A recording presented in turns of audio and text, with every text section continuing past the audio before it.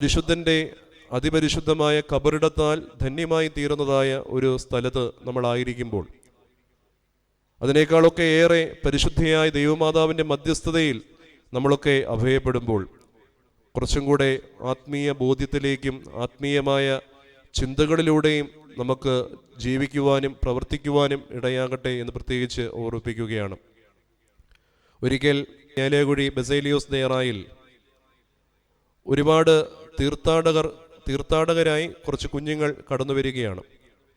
ആ കുഞ്ഞുങ്ങളോട് അഭിയുന്നനായ സ്മരണാർഹനായ അഭിയുന്നനായ ഗീവർഗീസ് മാർ ഈവാനിയോസ് തിരുമനസ്സുകൊണ്ട് ഇപ്രകാരം പറഞ്ഞു: നിങ്ങൾ പ്രാർത്ഥിക്കണം, പ്രാർത്ഥിച്ചാൽ മാത്രം പോരാ, പ്രാർത്ഥന അനുഭവമുള്ളവരായി ജീവിക്കണം. അതിനുശേഷം ആ കുഞ്ഞുങ്ങൾ ഒക്കെ പോയിട്ട്, തീർത്ഥാടകരൊക്കെ അവരവരുടെ ഭവനങ്ങളിലേക്കും സ്ഥലങ്ങളിലേക്കും പോയി കഴിഞ്ഞിട്ട് അവിടെയുള്ള അന്തേവാസികളോട് ആ പിതാവ് ഇപ്രകാരം പറഞ്ഞു: നിങ്ങൾ കണ്ടല്ലോ, ഒരുപാട് തീർത്ഥാടകർ, ഒരുപാട് ദൈവമക്കൾ ഈ സ്ഥലത്തേക്ക് വരുന്നുണ്ട്. നിങ്ങൾ നമ്മൾ കുറച്ചും കൂടെ പ്രാർത്ഥന അനുഭവമുള്ളവരായി, ഭക്തി ജീവിതമുള്ളവരായിട്ട് ജീവിക്കണമെന്ന് ആ പിതാവ് ഓർമ്മിപ്പിക്കുകയായിരുന്നു. എന്ന് പറയുന്നത് പോലെ നമ്മളീ ആയിരിക്കുന്നതായ ഈ മണ്ണിൻ്റെ പരിശുദ്ധി എന്താണെന്ന് മനസ്സിലാക്കി, ഈ ഇടവകയുടെ ആ പരിശുദ്ധി എന്താണ് എന്ന് മനസ്സിലാക്കി, കുറച്ചും കൂടെ ആത്മീയമായ ഔന്നത്യത്തിൽ ജീവിക്കുവാൻ നമുക്കേവർക്കും, എനിക്കും നിങ്ങൾക്കുമെല്ലാം ദൈവം സഹായവും കൃപയും നൽകട്ടെ എന്ന് പ്രത്യേകിച്ച് ആമുഖമായിട്ട് ഓർമ്മിപ്പിക്കുകയാണ്. പരിശുദ്ധ ദൈവമാതാവിൻ്റെ മധ്യസ്ഥതയും പരിശുദ്ധനായ മാറാബോ പിതാവിൻ്റെ പ്രാർത്ഥനകളും നമുക്ക് അനുഗ്രഹവും പ്രതീക്ഷയുമായി തീരട്ടെ എന്ന് പ്രത്യേകിച്ച് ആശംസിക്കുകയാണ്. പ്രത്യേകിച്ച് ഒരു ചോദ്യം ഒന്ന് ചോദിച്ചിട്ട് ചിന്തയിലേക്ക് പ്രവേശിക്കുകയാണ്. നിങ്ങൾ രക്ഷിക്കപ്പെട്ടവരാണോ എന്ന് ആരെങ്കിലും ചോദിച്ചാൽ നമ്മുടെ പ്രതികരണം എന്തുമായിരിക്കും? തീർച്ചയായിട്ടും രക്ഷിക്കപ്പെട്ടവരാണോ? എങ്ങനെ ഉറപ്പിക്കാൻ പറ്റുന്നേ? നമുക്കറിയാം, കാര്യങ്ങളൊക്കെ അറിയാം. അപ്പോൾ നമ്മൾ മാമോദീസായിലൂടെ, ബാക്കി പറഞ്ഞേ, ഈ രക്ഷയുടെ അനുഭവത്തിലേക്ക് വന്നവരാണ്. തീർച്ചയായിട്ടും നല്ല ഒരു മറുപടിയാണ്.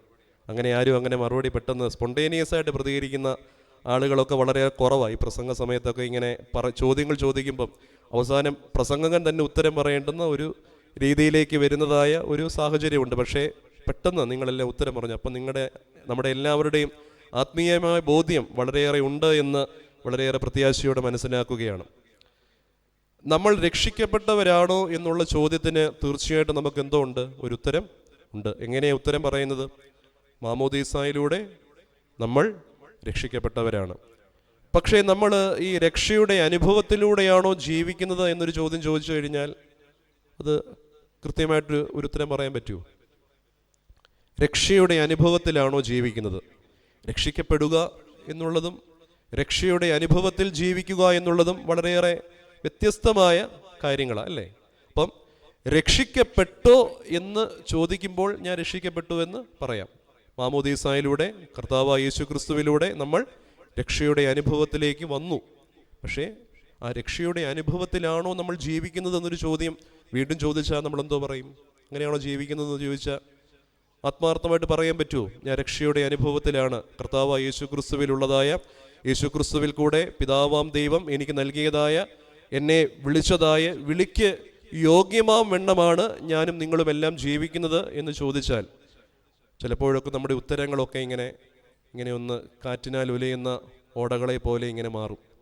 വളരെയേറെ സങ്കീർണമായിരിക്കും ആ കാര്യങ്ങൾ. അതിനൊരുപാട് ഘടകങ്ങളുണ്ട്. രക്ഷയുടെ അനുഭവത്തിലേക്ക് വരുന്ന ഒരു വ്യക്തി ആ അനുഭവത്തിലൂടെ ജീവിക്കുന്നു എന്നുള്ളത് തെളിയിക്കുവാൻ തക്കവണ്ണം ഒരുപാട് ഘടകങ്ങൾ അതിനകത്തുണ്ട്. അതിലേക്കൊന്നുമല്ല ഞാൻ ഈ വരുന്നത്. അതിലേക്ക് കുറച്ച് കഴിഞ്ഞിട്ട് അതിലേക്കൊന്ന് പ്രവേശിക്കുകയാണ്. ഞാൻ അതിനുവേണ്ടി എടുത്തിരിക്കുന്നതായ ഈ ചിന്തയെ കുറച്ചും കൂടെ നമുക്കൊന്ന് മനസ്സിലാക്കുവാൻ തക്കവണ്ണം സഹായിക്കുന്ന, നമുക്ക് ഏവർക്കും പരിചിതമായ ഒരു വാക്യമാണ് ഇന്നത്തെ ചിന്താവിഷയമായിട്ട്, ഇന്നത്തെ വേദചിന്തയായിട്ട്, ധ്യാന വിഷയമായിട്ട് എടുത്തിരിക്കുന്നത്. പരിശുദ്ധനായ യോഹന്നാന്റെ സുവിശേഷം, എല്ലാവരുടെ കൈ ബൈബിൾ ഉണ്ടെന്ന് വിശ്വസിക്കുകയാണ്, വേദോത്സവം ഉണ്ടെന്ന് വിശ്വസിക്കുകയാണ്. യോഹന്നാന്റെ സുവിശേഷം 3-ാം അധ്യായം 3-ാമത്തെ വാക്യം ഒന്ന് വായിക്കാം.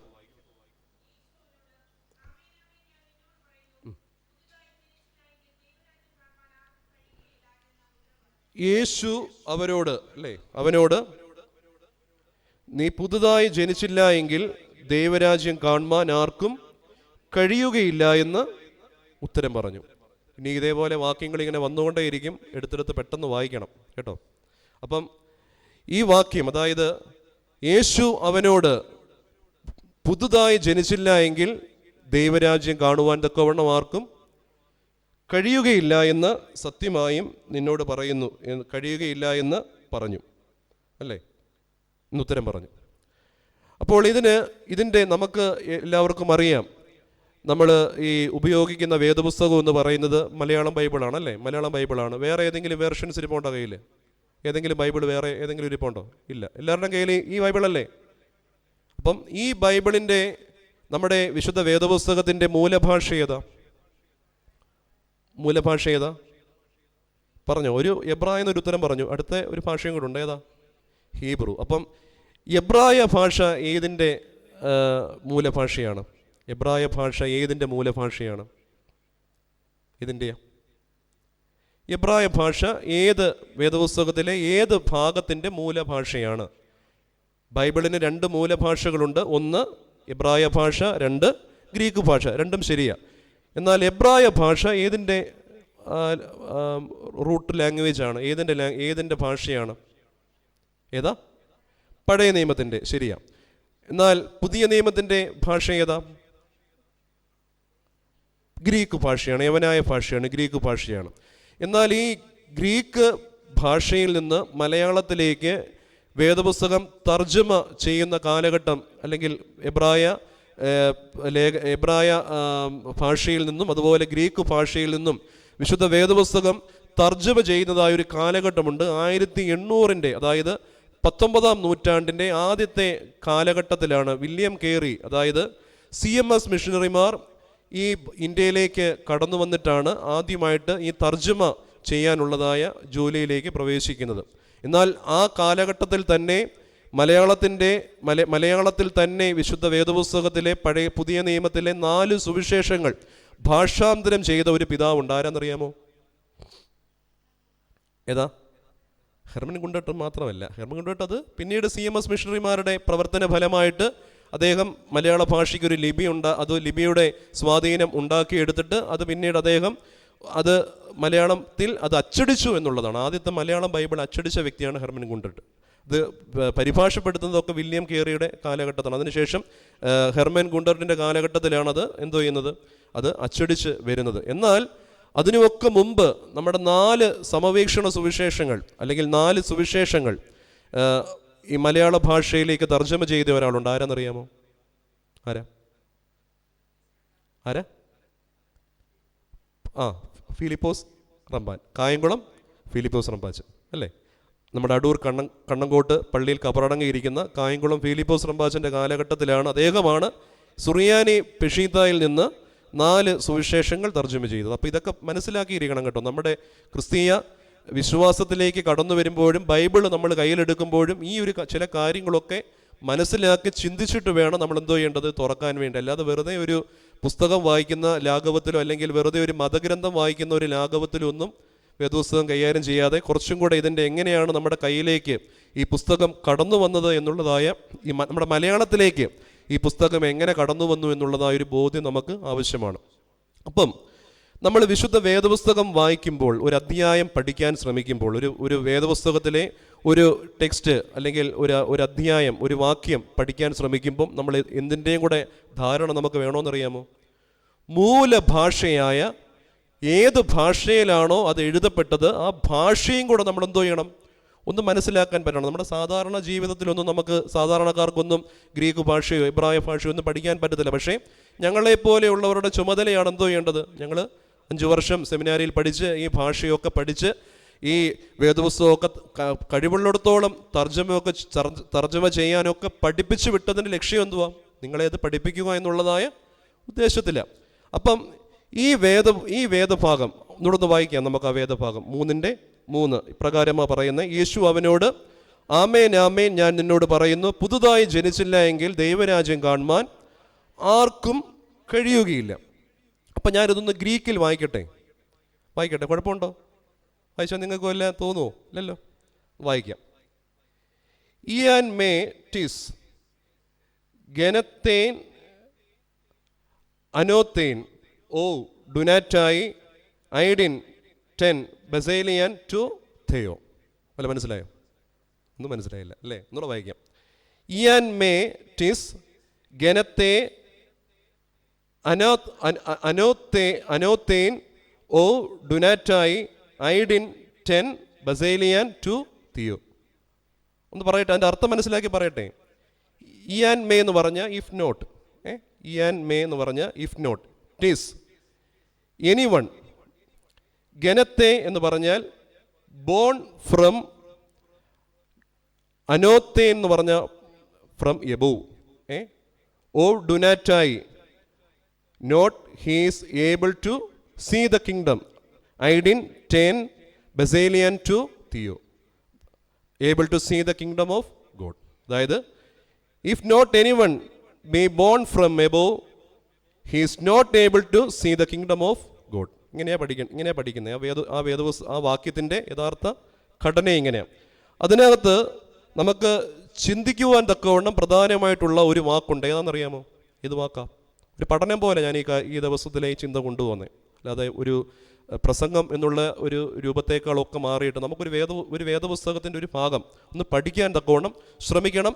അതിൽ നിന്ന് നമുക്ക് ലഭിക്കുന്നതായ ദൈവബോധ്യങ്ങൾ, കർത്താവ് നമ്മളെ പഠിപ്പിക്കുന്നതായ ആത്മീയമായ ബോധ്യങ്ങൾ നമുക്കൊന്ന് പഠിക്കാൻ തക്കവണ്ണം ശ്രമിക്കണം. അതാണ് പ്രധാനമായിട്ടും ഉദ്ദേശിക്കുന്നത്. അതായത് ഇവിടെ പറയുന്ന പ്രധാനപ്പെട്ട ഒരു വാക്കുണ്ട്. എന്തെന്നറിയാമോ? ഈ ഭാഗത്തിലെ പ്രധാനപ്പെട്ട ഭാഗം ഏതാ? ആമേൻ ആമേൻ ഞാൻ നിന്നോട് പറയുന്നു, എന്താ, നീ പുതുതായി ജനിച്ചില്ല എങ്കിൽ ദൈവരാജ്യം കാണുവാൻ തക്കവണ്ണം സാധിക്കുകയില്ല. അപ്പോൾ ഇതിൻ്റെ പ്രധാനപ്പെട്ട കീ വേർഡ് ഏതാ? What is a key word? ഇതിൻ്റെ പ്രധാനപ്പെട്ട വാക്യം ഏതാ? പ്രധാനപ്പെട്ട വാക്ക് ഏതാ? ദൈവരാജ്യമാണോ? ബസേലിയനാണോ? ദൈവരാജ്യമാണോ? പുതുതായി ജനിക്കുക. അതായത് ഗനത്തെ അനോത്തേൻ എന്ന് പറയുന്ന പദമാണ്. അതായത് പുതുതായി ജനിക്കുക. അപ്പം ഈ പുതുതായി ജനിക്കുക എന്നുള്ള തർജ്ജമ നമുക്ക് മലയാളത്തിലുണ്ട്. പക്ഷേ ഈ പുതുതായി ജനിക്കുക എന്നുള്ളതാണോ കറക്റ്റ് തർജ്ജമ? ആണോ? അത് നമ്മളൊന്ന് പഠിക്കണ്ടേ? അപ്പം നമ്മൾ ഈ വേദപുസ്തകം പഠിക്കുമ്പോൾ ആ വേദപുസ്തകത്തിലൊരു വാക്യം എടുത്തു കഴിഞ്ഞാൽ ചിലപ്പോൾ നമ്മൾ കണ്ണുമടച്ച് അത് അങ്ങനെയാണെന്നെന്തോ ചെയ്യും, നമ്മളങ്ങ് വിശ്വസിക്കും. പക്ഷേ ഇതിൻ്റെ കുറച്ചും കൂടെ ആഴമേറിയ രീതിയിൽ പഠിക്കുവാൻ തക്കവണ്ണം ശ്രമിക്കുമ്പോഴാണ് ഇതിങ്ങനെ തന്നെയാണോ മൂലഭാഷയിൽ കിടക്കുന്നത് എന്ന് നമ്മൾ പഠിക്കാൻ തക്കവണ്ണം ശ്രമിക്കുന്നത്. അപ്പം ഇത് പഠിക്കാൻ തക്കവണ്ണം നമ്മൾ ശ്രമിക്കുമ്പോൾ ഇതിൻ്റെ മൂല ഭാഗം എന്ന് പറയുന്നത്, പ്രധാനപ്പെട്ട കീ വേർഡ് എന്ന് പറയുന്നത് ഗിനത്തേൻ അനോത്തേൻ, അതായത് പുതുതായി ജനിക്കുക. അപ്പം പുതുതായി ജനിക്കുക എന്നുള്ള പദത്തിനകത്ത് കിടക്കുന്നതായ അല്ലെങ്കിൽ ആ ഭാഗം അനോത്തേൻ എന്ന് പറയുന്നതായ പദമാണ്. അതായത് ബോൺ ഫ്രം എബോവ്. അപ്പം പുതുതായി ജനിക്കുക എന്നുള്ളതാണോ കറക്റ്റായിട്ട് ട്രാൻസ്ലേഷൻ വരുന്നത്? അതുണ്ട്, ബോൺ അഗെയിൻ എന്ന് പറയുന്ന ഒരു പദമുണ്ട്. പക്ഷേ ആ ബോൺ അഗെയിൻ അതിനേക്കാൾ കുറച്ചും കൂടെ അർത്ഥം വേദശാസ്ത്ര പഠിതാക്കളും അതുപോലെ ബൈബിൾ ഡിക്ഷണറികളിലെല്ലാം കുറച്ചും കൂടെ ഒന്ന് ഉയർത്തി കാണിച്ചിരിക്കുന്നതായ പദം എന്ന് പറയുന്നത് ബോൺ ഫ്രം എബോവ് എന്നാണ്. ബോൺ ഫ്രം ഹെവൻ എന്നൊക്കെ ചില ഭാഗങ്ങളിലൊക്കെ ചില പഠിതാക്കളും ചില പണ്ഡിതന്മാരും ഒക്കെ ട്രാൻസ്ലേറ്റ് ചെയ്ത് വെച്ചിട്ടുണ്ട്. അപ്പോൾ നമുക്ക് ഇത് കുറച്ചും കൂടെ നമുക്ക് ശരിയാണോ എന്നുള്ള കാര്യങ്ങൾ മനസ്സിലാക്കണമെങ്കിൽ ഇതേ സമാനമായ പദം വരുന്ന ചില വേദഭാഗങ്ങൾ കൂടിയുണ്ട്. ഏതൊക്കെയെന്നറിയാമോ? പരിശുദ്ധനായ മത്തായി ശ്ലീഹയുടെ സുവിശേഷം 27-ാം അധ്യായം 51-ാം വാക്യം ഒന്ന് വായിച്ചേ. പരിശുദ്ധനായ മത്തായി ശ്ലീഹയുടെ സുവിശേഷം 27-ാം അധ്യായം 51-ാമത്തെ വാക്യം. മത്തായി 27-ന്റെ മേൽ തൊട്ട് അടിയോളം രണ്ടായിട്ട് ചീന്തിപ്പോയി. അവിടെ ഉപയോഗിച്ചിരിക്കുന്ന പദം എന്ന് പറയുന്നത് അനോത്തേൻ എന്ന് പറയുന്ന എബോവ് എന്ന് പറയുന്ന പദമാണ്. അതുപോലെ മർക്കോസ് 15-38 വായിച്ചേ.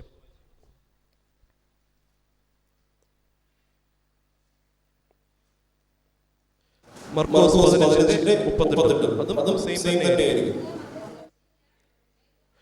അവിടെ മേൽ തൊട്ട് അടിയോളം. പിന്നെ ലൂക്കോസിന്റെ സുവിശേഷം 1:3 ഒന്ന് വായിച്ചേ.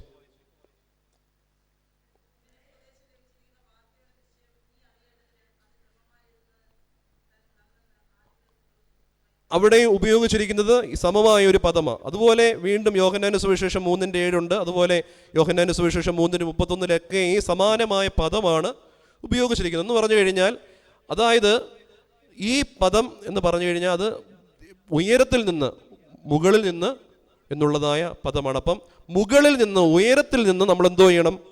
ജനിക്കണം എന്നുള്ളതാണ്. ഉയരത്തിൽ നിന്ന്, ബോൺ ഫ്രം എബോവ്, അതായത് ബോൺ എഗെയിൻ എന്ന് പറഞ്ഞു കഴിഞ്ഞാൽ കുറച്ചും കൂടെ അർത്ഥം കുറച്ചും കൂടെ ശക്തമായിട്ട് നൽകുന്നതായ ഒരു കാര്യമാണ് ബോൺ ഫ്രം എബോവ് എന്ന് പറയുന്നതായ ഒരു കാര്യം. അതിൽ മറ്റൊരു അർത്ഥം കൂടി ഉണ്ട്. എന്ന് വെച്ചാൽ എന്തോന്നറിയാമോ? ബോൺ ഫ്രം ബിഗിനിങ്, അതായത് എവിടെയാണോ നമ്മുടെ ഉൽപ്പത്തി ആരംഭിച്ചത് അവിടെ നിന്ന് വീണ്ടും നമ്മൾ എന്തോ ചെയ്യണം? ജനിക്കേണ്ടിയിരിക്കുന്നു. നമുക്ക് എവിടെ വെച്ചാണെന്നറിയാമോ ഇതൊക്കെ ഒന്ന് ഈ പ്രശ്നങ്ങൾ ഉണ്ടായത്? എവിടെയാണെന്നറിയാമോ? നമ്മൾ ആദ്യ മാതാപിതാക്കളായ ആദാമിൻ്റെയും ഹൗവായുടെയും വീഴ്ചയിൽ നിന്നാണ് നമുക്ക് ഈ ഒരു താൽക്കാലിക മരണമുണ്ടായതും ആ ജനനത്തിൻ്റെ അവസ്ഥകൾക്കൊരു ബ്രേക്ക് അവിടെ ഉണ്ടാകുന്നതും. എന്നാൽ അതിനുശേഷം കർത്താവായ യേശു ക്രിസ്തു ഈ ലോകത്തിലേക്ക് വന്ന് നമ്മൾ മനുഷ്യവേഷത്തിൽ ആയിട്ട് അവൻ പുനർജനനത്തിൻ്റെ ഒരു പ്രത്യാശ നമുക്ക് നൽകിയതിന് ശേഷമാണ് നമുക്ക് ഈ ഒരു ചിന്തയിലേക്ക് കുറച്ചും കൂടെ ആഴമേറിയ രീതിയിലേക്ക് നമുക്ക് വരുവാൻ തക്കവണ്ണം സാധിക്കുന്നത്. അതായത് യേശു ക്രിസ്തുവിലുള്ളതായ പ്രത്യാശയിലൂടെ ഉള്ളതായ ഉയരത്തിൽ നിന്നുള്ളതായ ജനനം എന്നാണ് ഈ ഭാഗത്തിൻ്റെ ഒരു കോമൺ ആയിട്ടുള്ള ഒരു മീനിങ് ആയിട്ട് നമ്മൾ മനസ്സിലാക്കുന്നത്. അതായത് യേശു ക്രിസ്തുവിലുള്ളതായ പ്രത്യാശയിലൂടെ. യോഹന്നാന്റെ സുവിശേഷം 1:12-13 വായിച്ചേ. യോഹന്നാന്റെ സുവിശേഷം 1:12-13.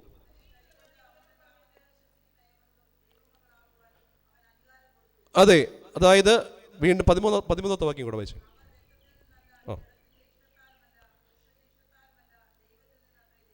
അതായത് യേശു ക്രിസ്തുവിലുള്ളതായ പ്രത്യാശയിലൂടെ ലഭിക്കുന്നതായ ആ പുനർജനനത്തിൻ്റെ ആ പരിശുദ്ധമായ ആ പ്രത്യാശയുടെ അനുഭവം, അതാണ് നമ്മളൊക്കെ പ്രാപിച്ചിരിക്കുന്ന ഈ വീണ്ടും ജനനം എന്ന് പറയുന്നത്, അല്ലെങ്കിൽ ഉയരത്തിൽ നിന്നുള്ളതായ ജനനം എന്ന് പറയുന്നതായ പദം എന്ന് പറയുന്നത്.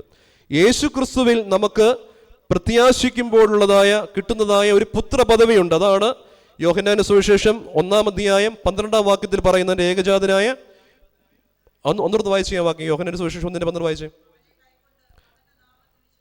അവനെ കൈക്കൊണ്ട് അവന്റെ നാമത്തിൽ വിശ്വസിക്കുന്ന ഏവർക്കും ദൈവമക്കളാകുവാൻ അധികാരം കൊടുത്തു. അതായത് യേശു ക്രിസ്തുവിൽ വിശ്വസിക്കുമ്പോൾ കിട്ടുന്നതായ ഒരു വലിയ പ്രത്യാശയാണെന്ത്? പുത്രന്റെ പദവി, ദൈവമക്കളാകുവാനുള്ളതായ ഒരു അധികാരവും അവകാശവും. അധികാരം എന്നുള്ള പദമല്ല, അവകാശമാണ്. അധികാരവും അവകാശവും ആർക്ക് നൽകി കിട്ടിയിട്ടുണ്ട്? നമുക്ക് ലഭിച്ചിട്ടുണ്ട്. രണ്ടാമതായിട്ട് യേശു ക്രിസ്തുവിൽ വിശ്വസിക്കുമ്പോൾ ദൈവത്തിൻ്റെ ഇച്ഛാശക്തിയിൽ കൂടി നമ്മളിൽ സംജാതമാകുന്നതായ ഒരു അനുഭവം. യോഹന്നാന്റെ സുവിശേഷം 1:13 അതാണ് പറയുന്നത്. അതൊന്ന് വായിച്ചേ.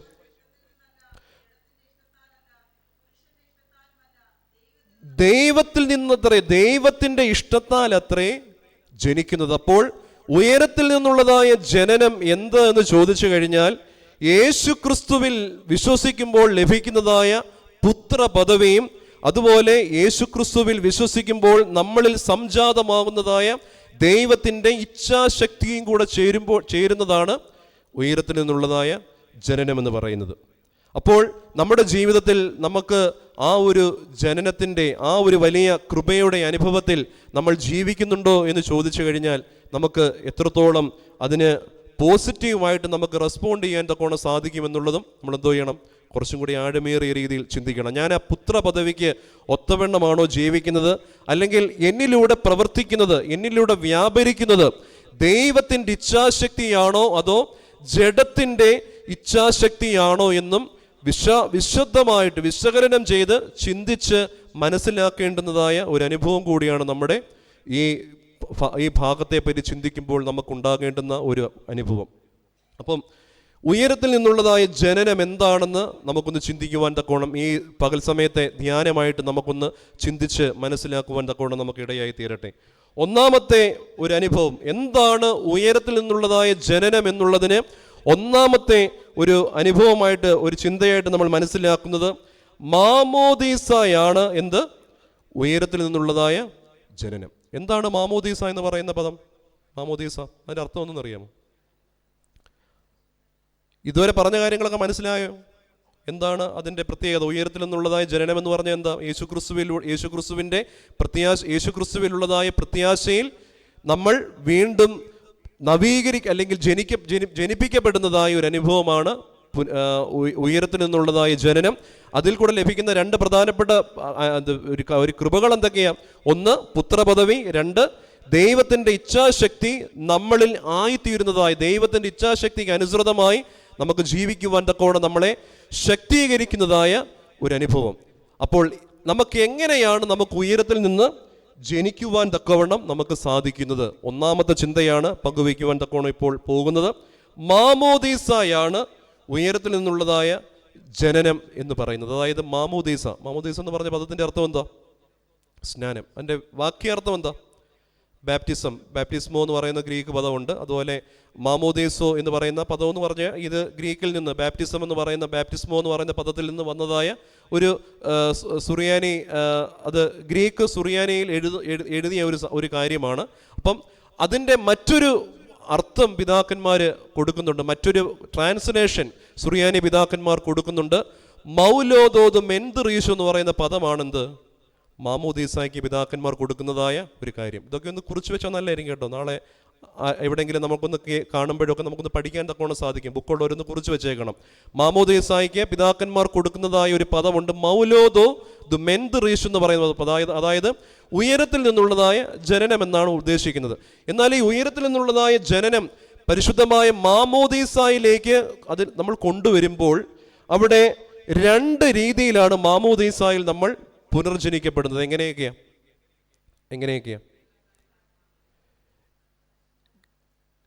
വെള്ളത്താലും ആത്മാവിനാലും. അതായത് വെള്ളത്താലും ആത്മാവിനാലും ഉള്ളതായ ജനനമാണ്. അതിൻ്റെ 5-ാമത്തെ വാക്യത്തിൽ യോഹന്നാന്റെ സുവിശേഷം 3:5 ഇപ്രകാരം പറയുന്നുണ്ട്: ഒരുവൻ വെള്ളത്താലും ആത്മാവാലും വീണ്ടും ജനിക്കുന്നില്ല എങ്കിൽ ദൈവരാജ്യത്തിൽ കടക്കുവാൻ തക്കവണ്ണം സാധിക്കുകയില്ല.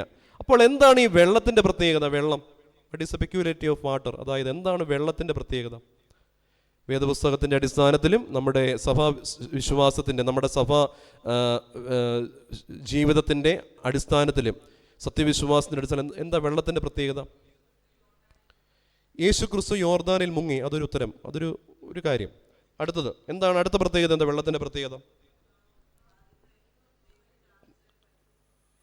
അത് കാനാവിലെ അല്ലേ, അത് വെള്ളത്തിൻ്റെ അനുഭവമാണ്. ഓക്കെ, ഇപ്പം നമുക്കറിയാവുന്ന വെള്ളങ്ങളൊക്കെ ഇഞ്ഞ് പോരട്ടെ.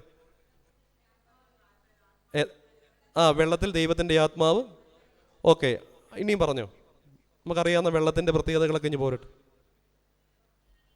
പുരുഷന്മാർക്കും പറയാം കേട്ടോ, പിതാക്കന്മാരൊന്നും മിണ്ടുന്നില്ല. നമ്മളെ കഴുകുന്ന ഒരു അനുഭവമാണ്. അപ്പം നമുക്കറിയാവുന്ന വെള്ളത്തിൻ്റെ പ്രത്യേകതകളൊക്കെ നമ്മൾ പറഞ്ഞു കഴിഞ്ഞു. എന്നാൽ എന്താണ് വിശുദ്ധ വേദപുസ്തകം വെള്ളത്തെ പറ്റി? വെള്ളം എന്ന് പറയുന്ന പദം, അതായത് ഉഡാറ്റോസ് എന്ന് പറയുന്ന പദമാണ് ഗ്രീക്കിൽ വെള്ളത്തിന് ഉപയോഗിച്ചിരിക്കുന്നത്. അപ്പം ഈ വെള്ളം എന്ന് പറയുന്നതായ പദം എന്താണ് വിശുദ്ധ വേദപുസ്തകം അതിനെപ്പറ്റി സംസാരിക്കുന്നത്? എന്താ സംസാരിക്കുന്നത്? റോമാലേഖനം 6-ാം 4 ഒന്ന് വായിച്ചേ. പരിശുദ്ധനായ പൗലോസ് അപ്പോസ്തലൻ, ശരിയാ പറഞ്ഞേ, പരിശുദ്ധനായ പൗലോസ് അപ്പോസ്തലൻ റോമർക്ക് എഴുതിയ ലേഖനം 6-ാം 4 ഒന്ന് വായിച്ചേ. അവന്റെ മരണത്തിൽ നമ്മൾ പങ്കാളികളായി തീർന്ന സ്നാനത്താൽ അവനോടുകൂടെ കുഴിച്ചിടപ്പെട്ടു എന്ന് വെച്ചാൽ, അപ്പൊ വെള്ളത്തിന്റെ അർത്ഥം എന്തോടെ പറയുന്നേ? അതായത് യേശു ക്രിസ്തുവിന്റെ മരണത്തിന്റെയും കബറടക്കത്തിന്റെയും സിംബോളിക് റെപ്രസെന്റേഷൻ ആണ് എന്ത്? വെള്ളം, സ്നാനം എന്ന് പറയുന്നത്. അപ്പൊ മനസ്സിലായോ?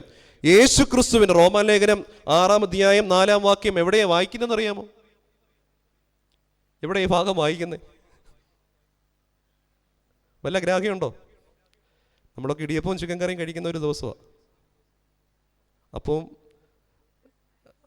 സഹായിക്കുന്നു അപ്പം ഇത് അപ്പവും ഫിഷ് മോളിയും കഴിക്കുന്നത്, അല്ലെങ്കിൽ അപ്പം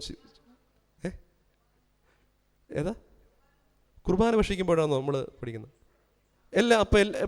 ഈ പള്ളിയിൽ എല്ലാ കുർബാന കഴിഞ്ഞിട്ടും വിഭവസമൃദ്ധമായ ബ്രേക്ക്ഫാസ്റ്റ് ഉണ്ടോ? ഇല്ല. എപ്പോഴാണ് കഴിക്കുന്നത് ഇതൊക്കെ? ഈസ്റ്ററിനാണെന്നോ? ഈസ്റ്ററിന് ഇവിടെ ഉണ്ടോ? അങ്ങനെ രീതിയുണ്ടോ? ഞങ്ങളുടെ പള്ളിയിൽ, എൻ്റെ പള്ളിയിലില്ല കേട്ടോ. എപ്പോഴാ നമ്മൾ വിഭവസമൃദ്ധമായി നമ്മൾ വീട്ടുകാർ ക്രമീകരിക്കുന്ന സാധനങ്ങളൊക്കെ കഴിക്കുന്ന ഒരു ദിവസമോ? എപ്പോഴാ പറഞ്ഞേ? വീട്ടുകാരെന്നുള്ള പദം വന്നപ്പോഴാ കാര്യം പറഞ്ഞേ. ഇവിടെ ഇതൊക്കെ മനസ്സിലാക്കണം കേട്ടോ. ചുമ്മാതെ ഈ നമ്മളൊന്നും കഥ അറിയാതെ എന്തോ ചെയ്യരുത്, ഹട്ടം കണ്ടുകൊണ്ടിരിക്കരുത്. അപ്പോൾ ഇതൊക്കെ നമ്മൾ മാമോദീസ ശുശ്രൂഷയിൽ വായിക്കുന്ന, എവിടെ വായിക്കുന്നതാ, എപ്പോൾ വായിക്കുന്നതാ? ശ്ലീഹ വായിക്കുന്ന ഒരു ഭാഗമാണ്. അപ്പം എത്ര പേർക്ക് നമ്മുടെ ഈ ആരാധനയുടെ പകുതിയും മുക്കാലും അടിസ്ഥാന കാര്യങ്ങളെ പറ്റി പോലും നമുക്ക് വലിയ ഗ്രാഹ്യമൊന്നുമില്ല. അതുകൊണ്ടാണ് ഒരുത്തം വന്ന് ചില ചോദ്യങ്ങളൊക്കെ ചോദിക്കുമ്പോൾ ഉടനെ മുങ്ങാനായിട്ട് പോകുന്നത്. അപ്പം നമ്മുടെ ആരാധനയുടെ അടിസ്ഥാന കാര്യങ്ങൾ, അടിസ്ഥാനം എന്ന് പറഞ്ഞാൽ ഇതൊന്നും അല്ല അടിസ്ഥാനം, ഇതൊക്കെ പെരിഫറലായിട്ടുള്ള ചില കാര്യങ്ങളാണ്. ഈ ശ്ലീഹ വായനയുടെ കാര്യങ്ങളും അതുപോലെ ആരാധനയുടെ ഘടകങ്ങളൊക്കെ ഒരു പെരിഫറലായിട്ടുള്ള ഒരു ചിന്തയാണ്. പക്ഷേ നമ്മൾ എന്തോ ചെയ്യണം, അതെങ്കിലുമൊക്കെ മനസ്സിലാക്കണം എപ്പോഴായി ഒരു വേദഭാഗം വായിക്കുന്നത്. അപ്പോൾ എപ്പോഴാണ് ഈ റോമാലേഖനം 6 അധ്യായം 4 വാക്യം വായിക്കുന്നത്? മാമോദീസായുടെ ശ്ലീഹ വായനയായിട്ട് വായിക്കുന്നതാണ്. അപ്പം ഈ മാമോദീസായുടെ ശ്ലീഹ വായനയായിട്ട് ഇത് ക്രമീകരിക്കുമ്പോൾ അതിൻ്റെ ലക്ഷ്യം എന്താ? ഈ സ്നാനത്തെ പറ്റി ഈ ജനത്തെ എന്തോ ചെയ്യണം? പഠിപ്പിക്കണം. സ്നാനം എന്ന് പറഞ്ഞാൽ എന്താണ്? വെള്ളത്തിൻ്റെ പ്രത്യേകത എന്താണ്? യേശു ക്രിസ്തുവിൻ്റെ മരണത്തിൻ്റെയും കബറടക്കത്തിൻ്റെയും പ്രതീകമാണെന്ത്? വെള്ളം. മനസ്സിലായോ? അപ്പം ഒരു സ്നാനാർത്ഥിയെ വെള്ളത്തിലേക്ക് മുക്കുമ്പോൾ എന്തോ സംഭവിക്കുന്നത്? അവിടെ യേശു ക്രിസ്തുവിൻ്റെ മരണത്തിൽ അവൻ പങ്കാളികളായി മാറുകയാണ്. പൂർണ്ണമായിട്ടും മുഴുക്കണമെന്നാണ് പിതാക്കന്മാർ പഠിപ്പിക്കുന്നത്. പക്ഷേ നമ്മുടെ ഈ കുഞ്ഞുങ്ങളുടെ മാമോദീസ കടന്നു വന്നതായ ആ സമയം മുതൽ പിതാക്കന്മാർ കുറച്ചൊരു വ്യത്യാസം അവിടെ വെച്ചിട്ടുണ്ട്. എന്തെന്നറിയാമോ? അത് വെള്ളത്തിൽ പൂർണ്ണമായിട്ടും മുങ്ങണ്ട, മറിച്ച് എന്തോ ചെയ്യണം? അവിടെ നമ്മൾ വെള്ളം 4 ഭാഗത്തു നിന്നും, കിഴക്ക് നിന്ന്, പടിഞ്ഞാറ് നിന്ന്, വടക്ക് നിന്ന്, തെക്ക് നിന്ന് കോരി തലയിലേക്ക് ഒഴിച്ചാൽ അല്ലെങ്കിൽ ദേഹത്തേക്ക് ഒഴിച്ചാൽ മതി എന്നുള്ളതായ ഒരു രീതിയാണ്. പക്ഷേ ഇപ്പോഴും ബിസിന്റിയൻ സഭകളിലും നമ്മളുമായിട്ട് കുർബാന സംസർഗമുള്ള ഓറിയന്റൽ സഭകളിലുമെല്ലാം ഇപ്പോഴും എങ്ങനെയാണെന്നറിയാമോ? അത് കൊണ്ട് തളിക്കുകയല്ല, മറിച്ച് എന്തോ ചെയ്യുക? പൂർണ്ണമായിട്ടും ആ തൊട്ടിയിലേക്ക് മുക്കി നിവർത്തിയെടുക്കുന്നതായ ഒരു രീതിയാണ് ഇപ്പോഴും നമ്മുടെ ബിസിന്റിയൻ ഓർത്തഡോക്സ് സഭകളിലും അതുപോലെ ഓറിയന്റൽ സഭകളിലെ മിക്കവാറും ചില സഭകളിലുമെല്ലാം അനുവർത്തിച്ചു വരുന്നത്. അപ്പം അത് എന്ന് വെച്ചാൽ എന്താ? വെള്ളത്തിലേക്ക് മുഴുകുമ്പോൾ, വെള്ളമെന്ന് പറഞ്ഞാൽ നമ്മുടെ ബയോളജിക്കലായിട്ട് ഒരു പ്രത്യേകത ഉണ്ടെന്നറിയാമോ? ഒന്ന്, വെള്ളത്തിൽ വീണാൽ നമുക്ക് ജീവിക്കാൻ പറ്റൂ? വെള്ളത്തിൽ വീണ് ഒരു 10 അല്ലെങ്കിൽ 30 സെക്കൻഡോ ഒക്കെ വീണ് പോയ ഒരാൾ ജീവിച്ചിട്ടുണ്ടോ? ഉണ്ടോ? വെള്ളം എന്താ? മരണത്തിൻ്റെ പ്രതീകം അല്ലേ? വെള്ളത്തിൽ വീണാൽ പിന്നെ ജീവനില്ല. നമ്മുടെ ഈ സമുദ്രത്തിൻ്റെ അല്ലെങ്കിൽ ഒരു സമുദ്രത്തിൻ്റെ ആഴക്കടലിലേക്ക് ഒരാൾ വീണ് പോയി താഴേക്ക് പോയാൽ പിന്നെ അവനെ പിന്നെ കിട്ടത്തില്ല. അടിയൊഴുക്കൊട്ടുമില്ലെങ്കിൽ പിന്നെ തിരമാലകൾക്ക് പോലും തിരിച്ചു കൊണ്ടുവരാൻ പറ്റാത്ത രീതിയിലേക്ക് പോകും. അപ്പം അത്രത്തോളം ഭീതിജനകമാണെന്ത്? വെള്ളം. പക്ഷേ വെള്ളത്തിൻ്റെ മറ്റൊരു പ്രത്യേകതയുണ്ട്. വെള്ളത്തിൻ്റെ ശാസ്ത്രീയ നാമം എന്താ? H2O. അപ്പം 2 ഹൈഡ്രജനും 1 ഓക്സിജനും അല്ലേ? അപ്പം അതായത് ജീവന്റെയും കൂടെ പ്രതീകമാണെന്ത്? വെള്ളം. അപ്പം കർത്താവിൻ്റെ മരണം എന്ന് പറഞ്ഞു കഴിഞ്ഞാൽ ആ വെള്ളത്തിലേക്ക് പൂർണ്ണമായിട്ടും മുഴുകിപ്പോകുന്നത് പോലെ കുരിശാകുന്നതായ കഷ്ടതകളിലൂടെ കർത്താവ് ആ കഷ്ടാനുഭവത്തെ ഏറ്റെടുത്ത് അവൻ്റെ കബറിടത്തിൽ 3 ദിവസത്തോളം അവിടെയായിരുന്നു. അതിനുശേഷം എന്തോ സംഭവിച്ചേ? പിന്നീട് അവൻ പുനരുദ്ധാനത്തിൻ്റെ അനുഭവത്തിലേക്ക്. 3 കാര്യങ്ങളാണ് വെള്ളത്തിൻ്റെ പ്രത്യേകത. എന്തൊക്കെയാണ്? അതായത് യേശുക്രിസ്തുവിൻ്റെ മരണം, യേശുക്രിസ്തുവിൻ്റെ കബറടക്കം, യേശുക്രിസ്തുവിൻ്റെ പുനരുദ്ധാനം. അപ്പം പുതുതായി ജനിക്കുക എന്ന് പറഞ്ഞാൽ, ഉയരത്തിൽ നിന്ന് ജനിക്കുക എന്ന് പറഞ്ഞാൽ, യേശുക്രിസ്തുവിലുള്ളതായ പ്രത്യാശയോടെ ദൈവസന്നിധിയിൽ വീണ്ടും ജനിക്കുക എന്ന് പറഞ്ഞാൽ, അതായത് അവൻ്റെ മരണത്തോടും അവൻ്റെ കബറടക്കത്തോടും അവൻ്റെ പുനരുദ്ധാനത്തോടും നമ്മൾ താതാത്മ്യം പ്രാപിക്കുന്നു എന്നുള്ളതാണ് അതിൻ്റെ അർത്ഥം.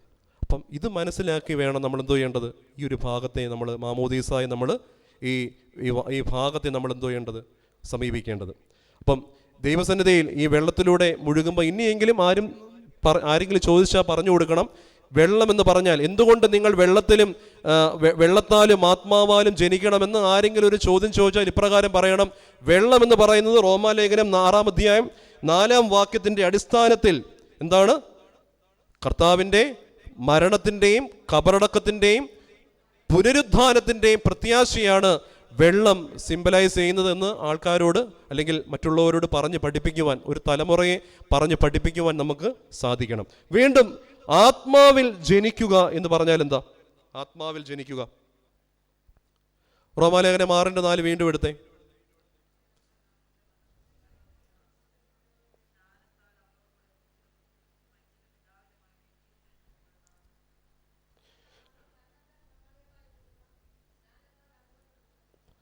അതായത് സ്നാനത്താൽ അവനോടുകൂടെ കുരിശിടപ്പെട്ടു. വീണ്ടും അടുത്ത വാക്യം കൂടെ ഒന്ന് വായിച്ചേ. ജീവന്റെ പുതുക്കത്തിൽ, അതാണ് ശ്രദ്ധേയമായ വാക്യം, ജീവന്റെ പുതുക്കത്തിൽ നടക്കേണ്ടതിന്. ജീവന്റെ പുതുക്കം എന്ന് പറഞ്ഞാൽ എന്താ? ജീവൻ എന്ന് പറഞ്ഞാൽ എന്താ? യേശുക്രിസ്തുവിന്റെ ജീവൻ എന്ന് പറഞ്ഞ് ഉദ്ദേശിക്കുന്നത് എന്താ? ജീവൻ എന്താണ്? ജീവൻ, ലൈഫ് എന്ന് പറഞ്ഞാൽ എന്താ? ലൈഫ് ഇൻ ക്രൈസ്റ്റ് എന്ന് പറഞ്ഞാൽ എന്താ? പരിശുദ്ധാത്മാവിൽ ജീവിക്കുക. ആരാണ് ജീവൻ നൽകുന്നത്? ജീവൻ നൽകുന്നത് ആരാ? പരിശുദ്ധാത്മാവല്ലേ ജീവൻ നൽകുന്നത്. അപ്പം യേശുക്രിസ്തുവിന്റെ ജീവനിൽ ജീവിക്കുക എന്ന് പറഞ്ഞാൽ പരിശുദ്ധാത്മാവിൽ നമ്മൾ ജീവിക്കുന്നു.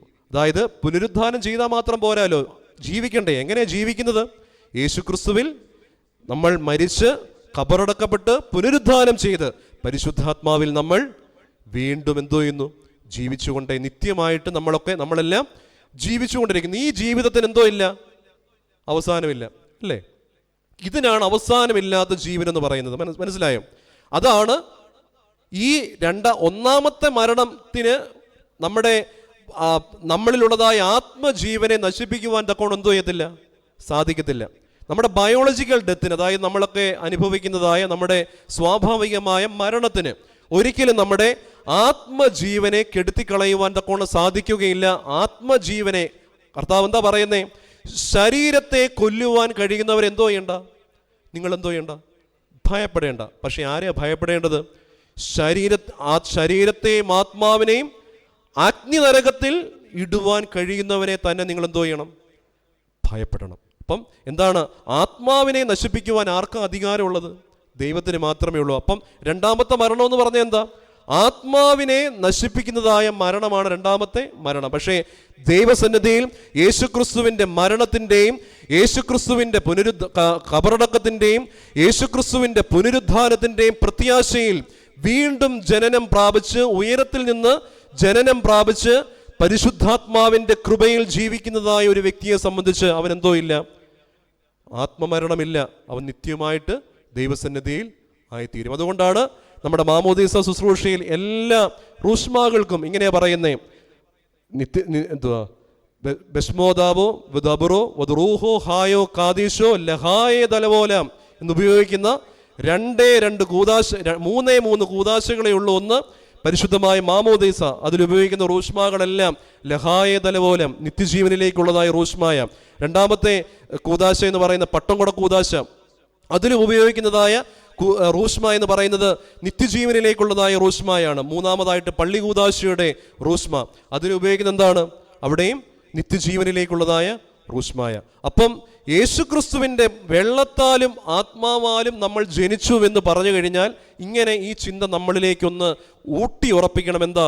വെള്ളത്താൽ ഞാൻ ജനിച്ചു എന്ന് പറഞ്ഞാൽ, വെള്ളത്തിൽ കൂടെ ജനിച്ചു എന്ന് പറഞ്ഞാൽ യേശുക്രിസ്തുവിന്റെ മരണത്തിൽ കൂടെ, യേശുക്രിസ്തുവിന്റെ ഖബറടക്കത്തിൽ കൂടെ, യേശുക്രിസ്തുവിന്റെ പുനരുദ്ധാനത്തിൽ കൂടെ ഞാൻ വീണ്ടും ജനിച്ചു. അപ്പോൾ ആത്മാവിൽ ഞാൻ ജനിച്ചു എന്ന് പറഞ്ഞു കഴിഞ്ഞാൽ അവൻ്റെ ജീവനിൽ ഞാൻ ഇപ്പോഴും ജീവിച്ചുകൊണ്ടേ ഇരിക്കുന്നു. അപ്പോൾ അതുകൊണ്ടാണ് നമ്മൾ ഈ വാങ്ങിപ്പോയവരെ ഒക്കെ നമ്മൾ എപ്പോഴും ഓർക്കുന്നതും അവരുടെ സജീവമായ മധ്യസ്ഥതയിൽ നമ്മളൊക്കെ അഭയപ്പെടുന്നത്. അതുകൊണ്ടാണ് ഓർത്തഡോക്സുകാരനാവണമെങ്കിൽ 3 കാര്യങ്ങൾ, 3 ക്രൈറ്റീരിയകൾ നമ്മുടെ സഭ നിഷ്കർഷിക്കുന്നുണ്ട്. ഒന്നെന്താ? വിശുദ്ധ കുർബാനയോട് അടുപ്പമുള്ളവനായിരിക്കണം. 2 ആരാധനകളിൽ വിശ്വാസമുള്ളവനായിരിക്കണം. 3 പരിശുദ്ധന്മാരുടെ മധ്യസ്ഥതയിലും അതുപോലെ വാങ്ങിപ്പോയവർക്ക് വേണ്ടിയുള്ള പ്രാർത്ഥനയിലും വിശ്വാസമുള്ളവനായിരിക്കണമെന്ന് 3 ക്രൈറ്റീരിയകൾ പിതാക്കന്മാർ പറയുന്നുണ്ട്. അതിൻ്റെ അവസാനപ്പെട്ട ക്രൈറ്റീരിയയിൽ ഇപ്രകാരമാണ് പറയുന്നത്. എന്താ? ജീവിച്ചിരിക്കുന്നവർക്ക് വാങ്ങിപ്പോയവർക്ക് വേണ്ടിയുള്ള പ്രാർത്ഥനയിലും പരിശുദ്ധന്മാരുടെ മധ്യസ്ഥതയിലും. എന്തുകൊണ്ടാണ് അങ്ങനെ പറയുന്നതിൻ്റെ കാരണം എന്താ? മാമോദീസ സ്വീകരിച്ച ഒരു വ്യക്തി ബയോളജിക്കലായിട്ട് മരിക്കുന്നുവെങ്കിലും ആത്മീയമായിട്ട് എന്തോ ചെയ്യുന്നില്ല, മരിക്കുന്നില്ല. ആത്മാവ് എപ്പോഴും ഇങ്ങനെ സജീവമായിട്ട് ജീവിച്ചുകൊണ്ടേയിരിക്കും. ആ ഒരു ചിന്ത നമുക്ക് എപ്പോഴും വേണം. വെള്ളത്താലും ആത്മാവാലും, ഉഡാറ്റോസ്റ്റോസ് ന്യൂമാറ്റോസ് എന്ന് പറയുന്ന 2 പദം. അതായത് വെള്ളത്താലും ആത്മാവാലും നമ്മൾ ജനിക്കുന്നു എന്ന് പറഞ്ഞാൽ യേശുക്രിസ്തുവിൻ്റെ കഷ്ടാനുഭവത്തിൽ താതാത്മ്യപ്പെടുകയും പരിശുദ്ധാത്മാവിൽ ഇപ്പോഴും നമ്മൾ എന്തോ ചെയ്യുക, ജീവിച്ചുകൊണ്ടേയിരിക്കുകയും ചെയ്യുന്നതായ ഒരു അനുഭവമാണ്. അതുപോലെ തന്നെ മറ്റൊരു കാര്യം, ആ ഭാഗത്ത് നമ്മൾ നിഴലിച്ചു നിൽക്കുന്നതായ മറ്റൊരു കാര്യം, യേശു ക്രിസ്തുവിൽ ആരംഭിച്ച് എന്നേക്കും നിലനിൽക്കുന്ന നമ്മുടെ സ്വർഗീയ ജീവിതമാണെന്ത്? ഈ ദൈവസന്നിധിയിൽ മാമോദീസായിലൂടെ നമുക്ക് ലഭിക്കുന്നതായ ഒരു അനുഭവം. അതായത് യേശുക്രിസ്തുവിലൂടെ ആരംഭിച്ച് എന്നേക്കും നിലനിൽക്കുന്നതായ ഒരു സ്വർഗീയമായ ജീവിതം. റോമാലേഖനം 6:5 ഒന്ന് വായിച്ചേ. റോമാലേഖനം 6:5.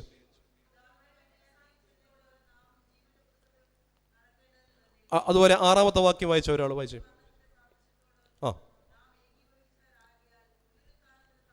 അവന്റെ മരണത്തോട് ഏകീഭവിച്ചുവെങ്കിൽ പുനരുത്ഥാനത്തോട് നമ്മൾ എന്തോ ചെയ്യും? ഏകീഭവിക്കും. 7-ാമത്തെ വാക്യം കൂടെ വായിച്ചേ.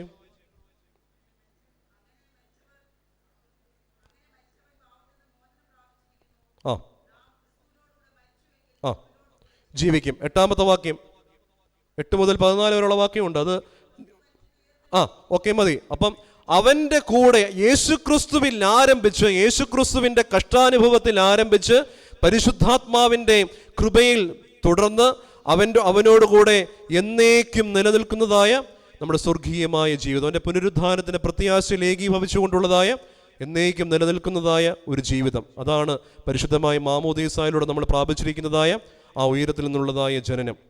അപ്പം നമ്മൾ ദൈവസന്നിധിയിൽ ആദിയിൽ ദൈവത്തിൻ്റെ സൃഷ്ടിയുടെ സമയത്ത് നമ്മൾ ദൈവാത്മാവിൽ ജനിച്ചു. എന്നാൽ നമ്മുടെ ജീവിതത്തിൻ്റെ പാപത്തിൻ്റെ അനുഭവം മൂലം, അതായത് ദൈവാത്മാവിൽ, ഉൽപ്പത്തി 1:1 വായിച്ചേ. ഉൽപ്പത്തി 1:1.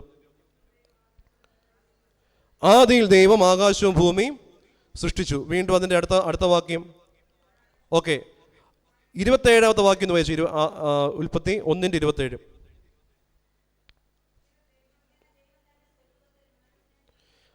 ദൈവത്തിന്റെ സ്വരൂപത്തിൽ മനുഷ്യനെ സൃഷ്ടിച്ചു. 2:7. ഉൽപ്പത്തി 2:7.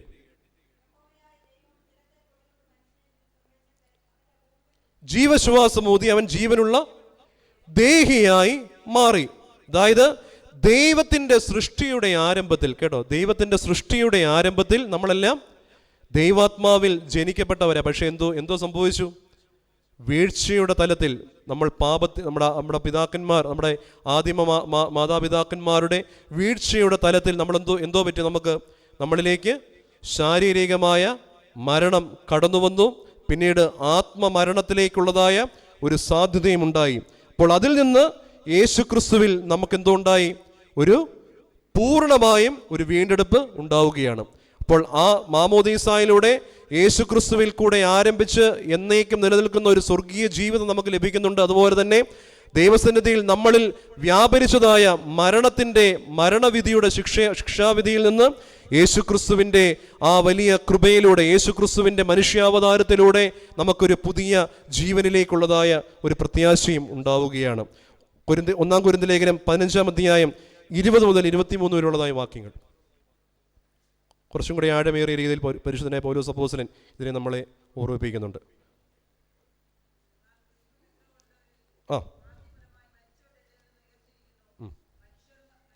മനുഷ്യൻ മൂലം മരണമുണ്ടാവുകയാൽ മനുഷ്യരുടെ പുനരുദ്ധാനവും ആരുമൂലം ഉണ്ടായി? മനുഷ്യൻ മൂലം ഉണ്ടായി. യേശുക്രിസ്തുവിൻ്റെ ഈ മനുഷ്യാവതാരത്തിൻ്റെ പ്രത്യേകത അതാ. മനുഷ്യ അവതാരം എന്നുള്ള രീതിയിലല്ല പറയുന്നത്. മനുഷ്യ ജഡത്തിൽ വെളിപ്പെട്ടത് എന്തിനു വേണ്ടിയാ?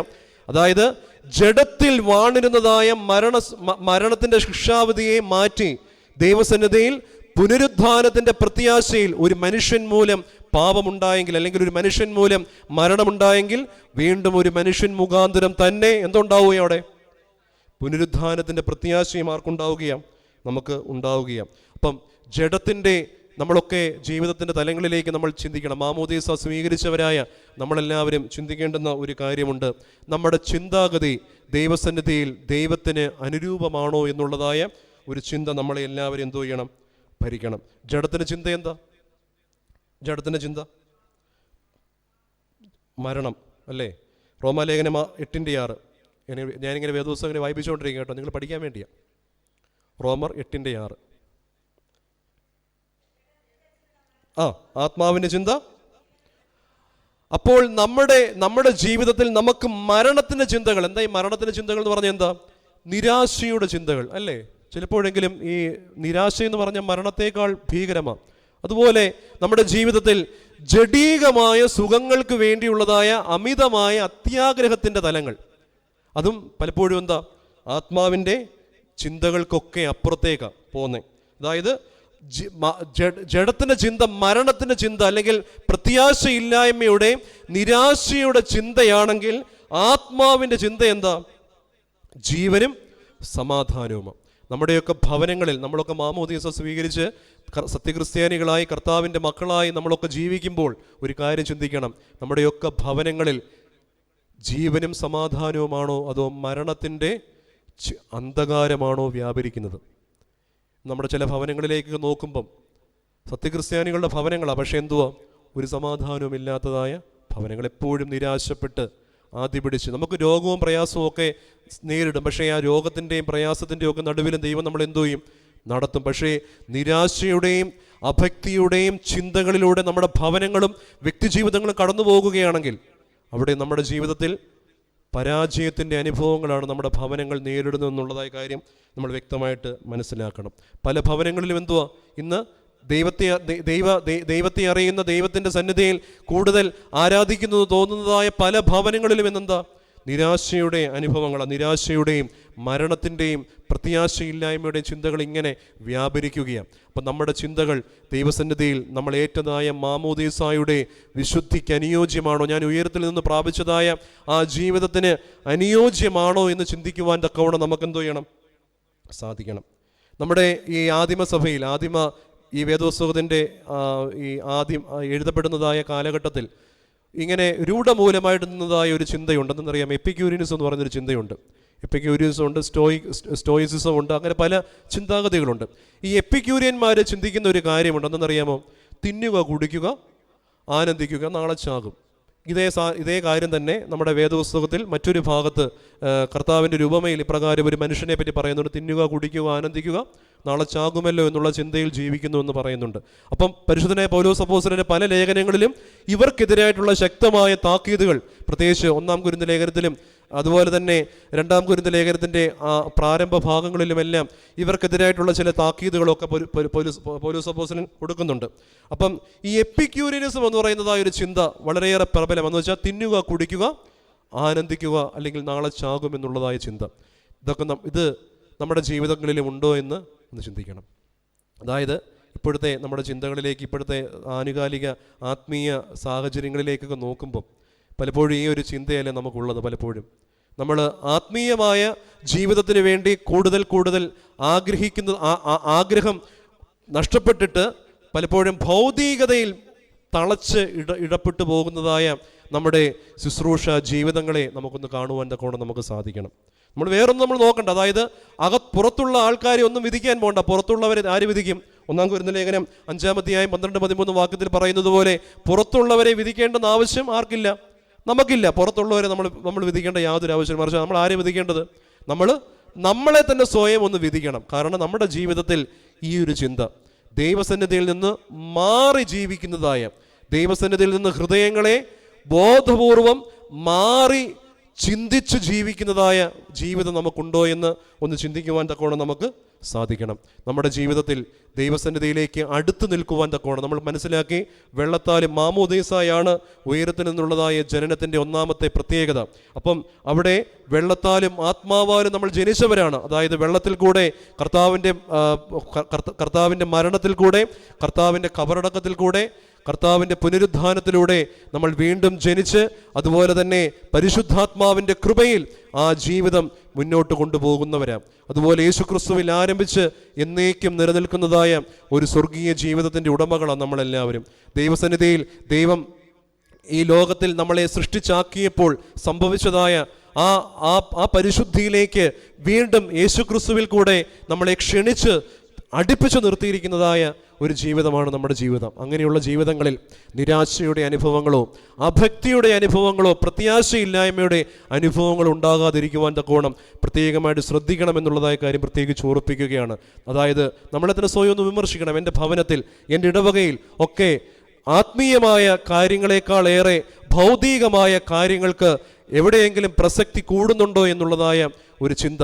ഒരാളെ ദൈവസന്നിധിയിൽ, ദൈവകൃപയിൽ അല്ലെങ്കിൽ പരിശുദ്ധ ബലിപീഠ സന്നിധിയിലേക്ക് ആകർഷിക്കുന്നതിന് പകരമായിട്ട് കുറച്ചും കൂടെ ലൗകികന്മാരാക്കി ലൗകിക പ്രമത്തതയിലേക്ക് കൊണ്ടുപോകുന്നതായ അനുഭവങ്ങൾ എൻ്റെ ഭവനത്തിലോ എൻ്റെ വ്യക്തി ജീവിതത്തിലോ ഇടവക ശുശ്രൂഷകളിലോ എൻ്റെ പെരുന്നാൾ ആഘോഷങ്ങളിലോ ഉണ്ടോ എന്നുള്ള കാര്യം കുറച്ചും കൂടെ ആഴമേറിയ രീതിയിൽ ചിന്തിക്കണം. ചില ഇടവകകളിലൊക്കെ ചിലർ പറയാറുണ്ട്, അച്ഛാ ഇങ്ങനെ വന്നു കിടക്കുകയാ, സ്പോൺസർഷിപ്പ് വന്നു കിടക്കുകയാ, വർഷങ്ങൾ പെരുന്നാൾ നടത്താനുള്ള, അല്ലെങ്കിൽ ഫ്യൂഷൻ ഡാൻസ് നടത്താനുള്ള, അല്ലെങ്കിൽ ഫ്യൂഷൻ ഷോകൾ നടത്താനുള്ള, അല്ലെങ്കിൽ അവിടെ ആഘോഷങ്ങൾക്ക് വേണ്ടിയുള്ള ഓഫറുകൾ ഇങ്ങനെ വന്നു കിടക്കുകയാ. ഒരേ ഒരു ചോദ്യമാണ് അവരോട് ചോദിക്കാനുള്ളത്. കർത്താവിൽ പ്രിയരെ, നിങ്ങളുടെ ജീവിതത്തിൻ്റെ ആത്മീയമായ വളർച്ചയ്ക്ക് വേണ്ടി ഒരു പരിശുദ്ധൻ്റെ പെരുന്നാൾ ആഘോഷിക്കുമ്പോൾ, ഒരു പരിശുദ്ധനെ ധ്യാനിക്കുമ്പോൾ, യേശുക്രിസ്തുവിൽ നമ്മൾ ആയിത്തീരുവാൻ തക്കോണം നമ്മളെ പഠിപ്പിച്ചതായ ഒരു പിതാവിനെ അല്ലെങ്കിൽ ഒരു സഹതായെ നമ്മൾ ധ്യാനിക്കുമ്പോൾ, അദ്ദേഹത്തിൻ്റെ ജീവിതവുമായിട്ട് ചേർന്ന് നിന്ന് അദ്ദേഹത്തിൻ്റെ അനുകാരികളാക്കി ഒരു സമൂഹത്തെ മുഴുവനും തീർക്കുവാൻ തക്കോണമുള്ളതായ എന്തെങ്കിലും ഒരു പ്രോജക്റ്റുകൾ നമ്മുടെ ഇടവക ശുശ്രൂഷകളിലോ നമ്മുടെ ആരാധന ജീവിത അനുഭവങ്ങളിലോ ഉണ്ടോ എന്നുള്ള കാര്യം സ്വയം വിമർശനമായിട്ട്, എൻ്റെയും കൂടെ വിമർശനമായിട്ട് നമ്മൾ സ്വയം ഒന്ന് ചിന്തിക്കുവാൻ തക്കോണം നമുക്കിടയാകണം. സ്വയം ഒന്ന് വിമർശിച്ചുകൊണ്ട് എൻ്റെ ഭവനത്തിൽ ഒരിക്കലും ഞാൻ പ്രാപിച്ചതായ പരിശുദ്ധമായ മാമോദീസായ്ക്ക് വിരുദ്ധമായ, ഞാൻ അനുഭവിക്കുന്നതായ കർത്താവിൻ്റെ തിരുശരീര രക്തങ്ങൾക്ക് വിരുദ്ധമായ, അല്ലെങ്കിൽ ഞാൻ ആരുടെ പെരുന്നാളാണോ ആഘോഷിക്കുന്നത്, ക്രിസ്തുയേശുവിൽ എന്നെ ജനിപ്പിച്ചതായ ആ പരിശുദ്ധൻ്റെ പരിശുദ്ധിക്ക് വിരുദ്ധമായ യാതൊരു പ്രവർത്തനവും എന്നിലുണ്ടാവുകയില്ല. ദൈവത്തിൻ്റെ ഹിതത്തിന് എതിരായിട്ടുള്ള യാതൊരു ചിന്തകൾ, ഞാൻ പ്രാപിച്ചതായ മാമോദീസായ്ക്ക് ചേരാത്തതായ യാതൊരു പ്രവർത്തന അനുഭവങ്ങളും എനിക്കും നിങ്ങൾക്കും ഉണ്ടാകുകയില്ല എന്ന് സ്വയം നമ്മൾ തീരുമാനമെടുത്ത് പോയാൽ അനേകം പേരെ ദൈവസന്നിധിയിലേക്ക് ഒരു പ്രസംഗം പോലും ഇല്ലാതെ എന്തോ ചെയ്യാൻ പറ്റും, നമുക്ക് ആകർഷിക്കാൻ പറ്റും. നമ്മൾ ഈ ജീവിതത്തിൻ്റെ മാതൃകാ ജീവിതം കുറയുമ്പോഴാണ് കുറെ കൂടെ പ്രസംഗിക്കാൻ നമുക്ക് തോന്നുന്നത്, അല്ലേ? ഒട്ടും മാതൃകയില്ലാത്തവരെന്തോ ചെയ്യുന്നത്, കൂടുതൽ എന്തോ ചെയ്യുന്നത് ഇങ്ങനെ പറഞ്ഞുകൊണ്ടിരിക്കുന്നത്, അല്ലേ? അപ്പം ശരിക്കും നല്ല മാതൃകയാണെങ്കിൽ, പരിശുദ്ധനായ പരിമല തിരുമേനി ഒന്നും വലിയ പ്രസംഗങ്ങൾ നടത്തിയ വ്യക്തിയല്ല. ഈ പറയുന്ന നമ്മളിന്ന് ആഘോഷിക്കുന്ന പരിശുദ്ധനായ മാർ ആബോ പിതാവ് വലിയ വലിയ പ്രസംഗ ഉദ്ധാരങ്ങളൊന്നും രേഖപ്പെടുത്തി വെച്ച വ്യക്തിയൊന്നുമല്ല. അപ്പോൾ ഒരു പരിശുദ്ധന്മാരും വലിയ വലിയ ഉദ്ധാരണികളിലൂടെ ജനത്തെ അങ്ങനെ കിടിലം കൊള്ളിച്ചവരൊന്നുമല്ല, മറിച്ച് സ്വന്തം ജീവിതത്തിൻ്റെ മാതൃകയിലൂടെ ദൈവസന്നിധിയിൽ ദൈവമക്കളെ ചേർത്ത് നിർത്തിയവരാണ്. യേശുക്രിസ്തുവിനെ സ്വയം ധരിച്ചുകൊണ്ട്, യേശുക്രിസ്തുവിൻ്റെ കഷ്ടതയും കബറടക്കത്തെയും പുനരുദ്ധാനത്തെയും പരിശുദ്ധാത്മാവിൻ്റെ പ്രത്യാശയിലുള്ളതായ പുതിയ ജീവിതത്തെയും നയിച്ചുകൊണ്ട് ജീവിച്ചവരാണ് ആ പരിശുദ്ധ പിതാക്കന്മാർ. ആ പിതാക്കന്മാരെ പോലെ നമുക്കുമൊന്നായി നമ്മൾ സ്വീകരിച്ചതായ മാമോദീസായ്ക്ക് വിരുദ്ധമായിട്ടുള്ള യാതൊരു പ്രവൃത്തികളും എൻ്റെയും നിങ്ങളുടെയും ഭവനങ്ങളിലോ വ്യക്തി ജീവിതങ്ങളിലോ ഉണ്ടാകാതെ ഇരിക്കുവാൻ തക്കോണം ഇടയാകട്ടെ എന്ന് പ്രത്യേകിച്ച് പ്രാർത്ഥിക്കുകയാണ്. രണ്ടാമതായിട്ട്, എന്താണ് ഉയരത്തിൽ നിന്നുള്ളതായ ജനനമെന്ന് രണ്ടാമതായിട്ട് നമ്മൾ മനസ്സിലാക്കുന്നത് ദൈവത്തിൻ്റെ മക്കളായിട്ടുള്ള തെരഞ്ഞെടുപ്പാണെന്ത് ഉയരത്തിൽ നിന്നുള്ളതായ ജനനം. ഗലാത്യലേഖനം 4 മുതൽ 7 വരെയുള്ളതായ വാക്യങ്ങൾ. ഗലാത്യലേഖനം 4-ാം അധ്യായം 4 മുതൽ 7 വരെയുള്ളതായ വാക്യങ്ങൾ.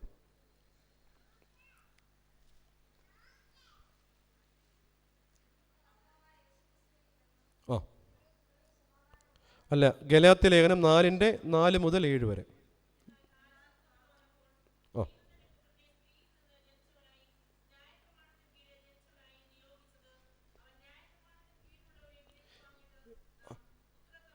അത്ര നിൽക്കട്ടെ. അതായത്, എന്നാൽ കാലസമ്പൂർണത വന്നപ്പോൾ ദൈവം തൻ്റെ പുത്രനെ സ്ത്രീയിൽ നിന്ന് ജനിച്ചവനായി ന്യായപ്രമാണത്തിന് കീഴ് ജനിച്ചവനായി നിയോഗിച്ചയച്ചത്. ശ്രദ്ധയോടെ ഓരോ ഭാഗങ്ങളും നമ്മൾ എന്തോ ചെയ്യണം, ശ്രദ്ധിക്കണം. എന്താ? എന്നാൽ കാലസമ്പൂർണത വന്നപ്പോൾ ദൈവം തൻ്റെ പുത്രനെ സ്ത്രീയിൽ നിന്ന് ജനിച്ചവനായി ന്യായപ്രമാണത്തിന് കീഴ്, ആ ഭാഗം അടിവരയിട്ടൊന്ന് മനസ്സിലാക്കണം. അതായത് ന്യായപ്രമാണത്തിന് കീഴ് എന്ന് വെച്ചാൽ എന്താ? ഒരു അധീനതയിൽ, ന്യായപ്രമാണത്തിൻ്റെ അടിമത്തത്തിൽ എന്ന് വേണമെങ്കിൽ ചിന്തിക്കാം. കീഴ് ജനിച്ചവനായി നിയോഗിച്ചയച്ചത്. അടുത്തതാണ്, അവൻ ന്യായപ്രമാണത്തിന് കീഴുള്ളവരെ വിലയ്ക്ക് വാങ്ങിയിട്ട് നാം പുത്രത്വം പ്രാപിക്കേണ്ടതിന് തന്നെ. വളരെയേറെ ആഴമേറിയ കാര്യം. അതായത്, ഒരു അടിമത്വത്തിൻ്റെ ചങ്ങലയിൽ ജനിപ്പിക്കപ്പെട്ടതായ ഈ ലോകത്തിലേക്ക് കടന്നു വന്നതായ യേശു ക്രിസ്തു, അവൻ എന്താ ചെയ്തേ? അവൻ ന്യായപ്രമാണത്തിന് കീഴുള്ളവരെ വിലയ്ക്ക് വാങ്ങിയിട്ട്, അതായത് ഈ പണ്ട് ഒരു കഥയുണ്ട്. എബ്രഹാം ലിങ്കന്റെ കാലഘട്ടത്തിൽ അദ്ദേഹം അടിമത്ത ചങ്ങലയെ അമേരിക്കയിൽ ഇല്ലായ്മ ചെയ്ത ഒരു വ്യക്തിയാണ്. അപ്പോൾ അദ്ദേഹം ഒരു അടിമയെ കണ്ടു. ഇങ്ങനെ അദ്ദേഹം ഇങ്ങനെ യാത്ര ചെയ്യുന്ന സമയത്ത് ഒരു അടിമയെ കണ്ടിട്ട് അദ്ദേഹത്തിന് അദ്ദേഹം അമേരിക്കൻ പ്രസിഡന്റ് ആകുന്നതിന് മുമ്പ് അദ്ദേഹം അയാളോട് ചോദിച്ചു, ഞാൻ നിന്നെ എന്തു ചെയ്യാം? സ്വതന്ത്രനാക്കാം. സ്വതന്ത്രനായി കഴിഞ്ഞാൽ പിന്നെ ഈ എന്ന് വെച്ചാൽ എന്താ, ആ അടിമയുടെ ഉടമയിൽ നിന്ന് എന്തോ ചെയ്തു? ആ വ്യക്തിയെ വിലയ്ക്ക് വാങ്ങി. എന്നിട്ട് എന്തോ ചെയ്തു? അയാളെ വെറുതെ അങ്ങ് വിട്ടു. അപ്പം നമ്മുടെ ഈ കുഞ്ഞുങ്ങൾ കാണുന്നതായ ഒരു കഥയുണ്ട്, നമ്മളൊക്കെ കണ്ടിട്ടുള്ളതാണ്, അലാദീനും മാന്ത്രിക വിളക്കും. അപ്പം ഈ അലാവുദ്ദീനും മാന്ത്രിക വിളക്കും എന്നുള്ളതായ ആ സിനിമയുടെ, അല്ലെങ്കിൽ ആ ഒരു ഫാൻറ്റസി സിനിമയുണ്ട്. അതിൻ്റെ ഏറ്റവും അവസാനത്തെ ഭാഗത്ത് ഈ ഭൂതം, ഈ ജീനി അലാവുദ്ദീനോട് പറഞ്ഞു, നിനക്ക് 3 ആഗ്രഹങ്ങൾ ചോദിക്കാം, ഈ 3 ആഗ്രഹങ്ങൾ ഞാൻ എന്തോ ചെയ്യും? സാധിച്ചു തരാം. അങ്ങനെ 3 ആഗ്രഹങ്ങളും സാധിച്ചു കഴിഞ്ഞിട്ട് ഈ 3ാമത്തെ ആഗ്രഹമായിട്ട് അദ്ദേഹം പറഞ്ഞൊരു കാര്യമുണ്ട്. അലാവുദ്ദീൻ ഈ ജീനിയോട് പറഞ്ഞു, എന്തുവോ, ഞാൻ നിന്നെ സ്വതന്ത്രനാക്കുകയാണ് എന്ന് പറഞ്ഞ് അദ്ദേഹത്തെ സ്വതന്ത്രനാക്കി വിടുകയാണ്. ആ ഭൂതത്തെ എന്തോ ചെയ്യുക? ആ ജീനിയെ സ്വതന്ത്രനാക്കി വിടുകയാണ് എന്ന് പറയുന്നതായ ഒരു തലത്തിലാണ് നമ്മൾ ഈ വേദഭാഗം വരുന്നത്. അതായത് പ്രമാണത്തിന് കീഴ് ജനിച്ചവനായി, എന്നിട്ട് ന്യായപ്രമാണത്തിന് കീഴുള്ളവരെ വിലയ്ക്ക് വാങ്ങിയിട്ട് നാം പുത്രത്വം പ്രാപിക്കേണ്ടതിന് തന്നെ. വീണ്ടും അതിന്റെ 6ാം വാക്യം ഒന്ന് വായിച്ചേ.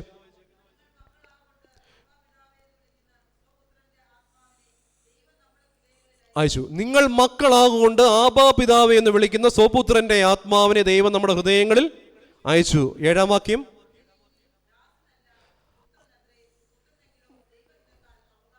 അങ്ങനെ നീ ഇനി ദാസനല്ല പുത്രനത്രേ, പുത്രനെങ്കിലോ ദൈവഹിതത്താൽ അവകാശിയുമാകുന്നു. അടിമയേക്കാൾ എത്രയോ മഹത്വമേറിയ പദവി എന്തുവാ? പുത്രപദവിയല്ലേ?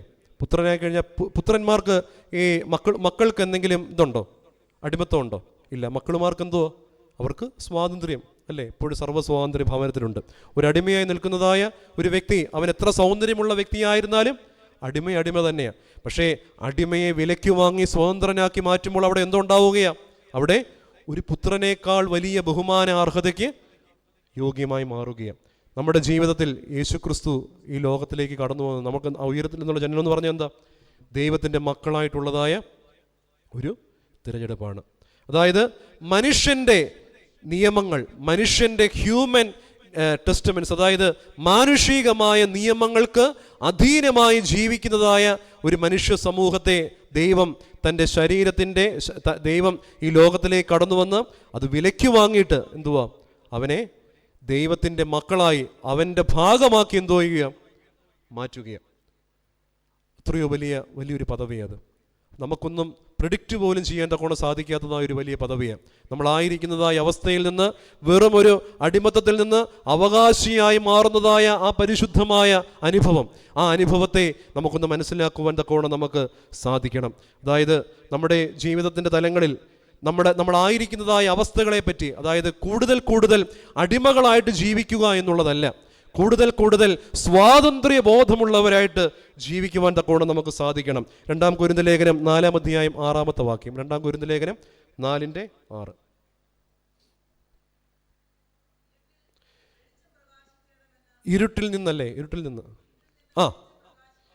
ഇരുട്ടിൽ നിന്ന് വെളിച്ചം പ്രകാശിക്കണമെന്ന് അരുളി ചെയ്ത ദൈവം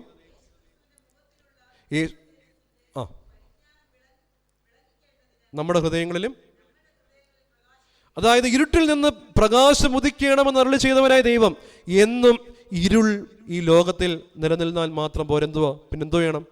പ്രകാശം കൂടെ ആവശ്യമാണ്. അപ്പം ഈ പ്രകാശത്തിൻ്റെ തലങ്ങളിലേക്ക് വരുവാനാണ് ആരെ വിളിച്ചിരിക്കുന്നത്?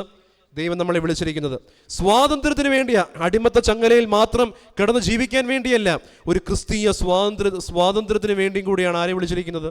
ദൈവം നമ്മളെ വിളിച്ചാഗ്രഹിക്കും. ഗലാത്യർ ലേഖനം 5:1 ഒന്നും കൂടെ വായിച്ചേ.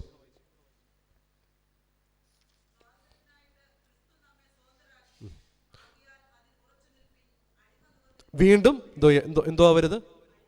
വീണ്ടും കുടുങ്ങി പോകരുത്. അതായത് ദൈവസന്നിധിയിൽ നമ്മുടെ ജീവിതം പറ്റി ദൈവം ആഗ്രഹിക്കുന്നത് എന്താ?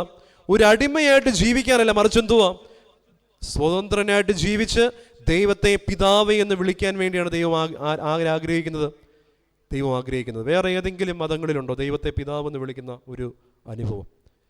എല്ലായിടത്തും മിക്കവാറും സ്ഥലങ്ങളിലെല്ലാം എന്താണ്, ഒരു അടിമ ഉടമ ബന്ധം അല്ലെങ്കിൽ ഒരു രാജാവ് പ്രജ ബന്ധമൊക്കെ പലപ്പോഴും ആരോപിക്കപ്പെടുന്നത്. പക്ഷേ യേശു ക്രിസ്തുവിലേക്ക് വരുമ്പോൾ, ക്രിസ്തീയ ജീവിതത്തിലേക്ക് വരുമ്പോൾ കർത്താവ് എന്താ പറയുന്നേ? ശിഷ്യന്മാരെന്തോ പറഞ്ഞേ? കർത്താവെ, ഞങ്ങളെ പ്രാർത്ഥിക്കുവാൻ പഠിപ്പിക്കണമേ. കർത്താവ് എന്താ പറഞ്ഞേ?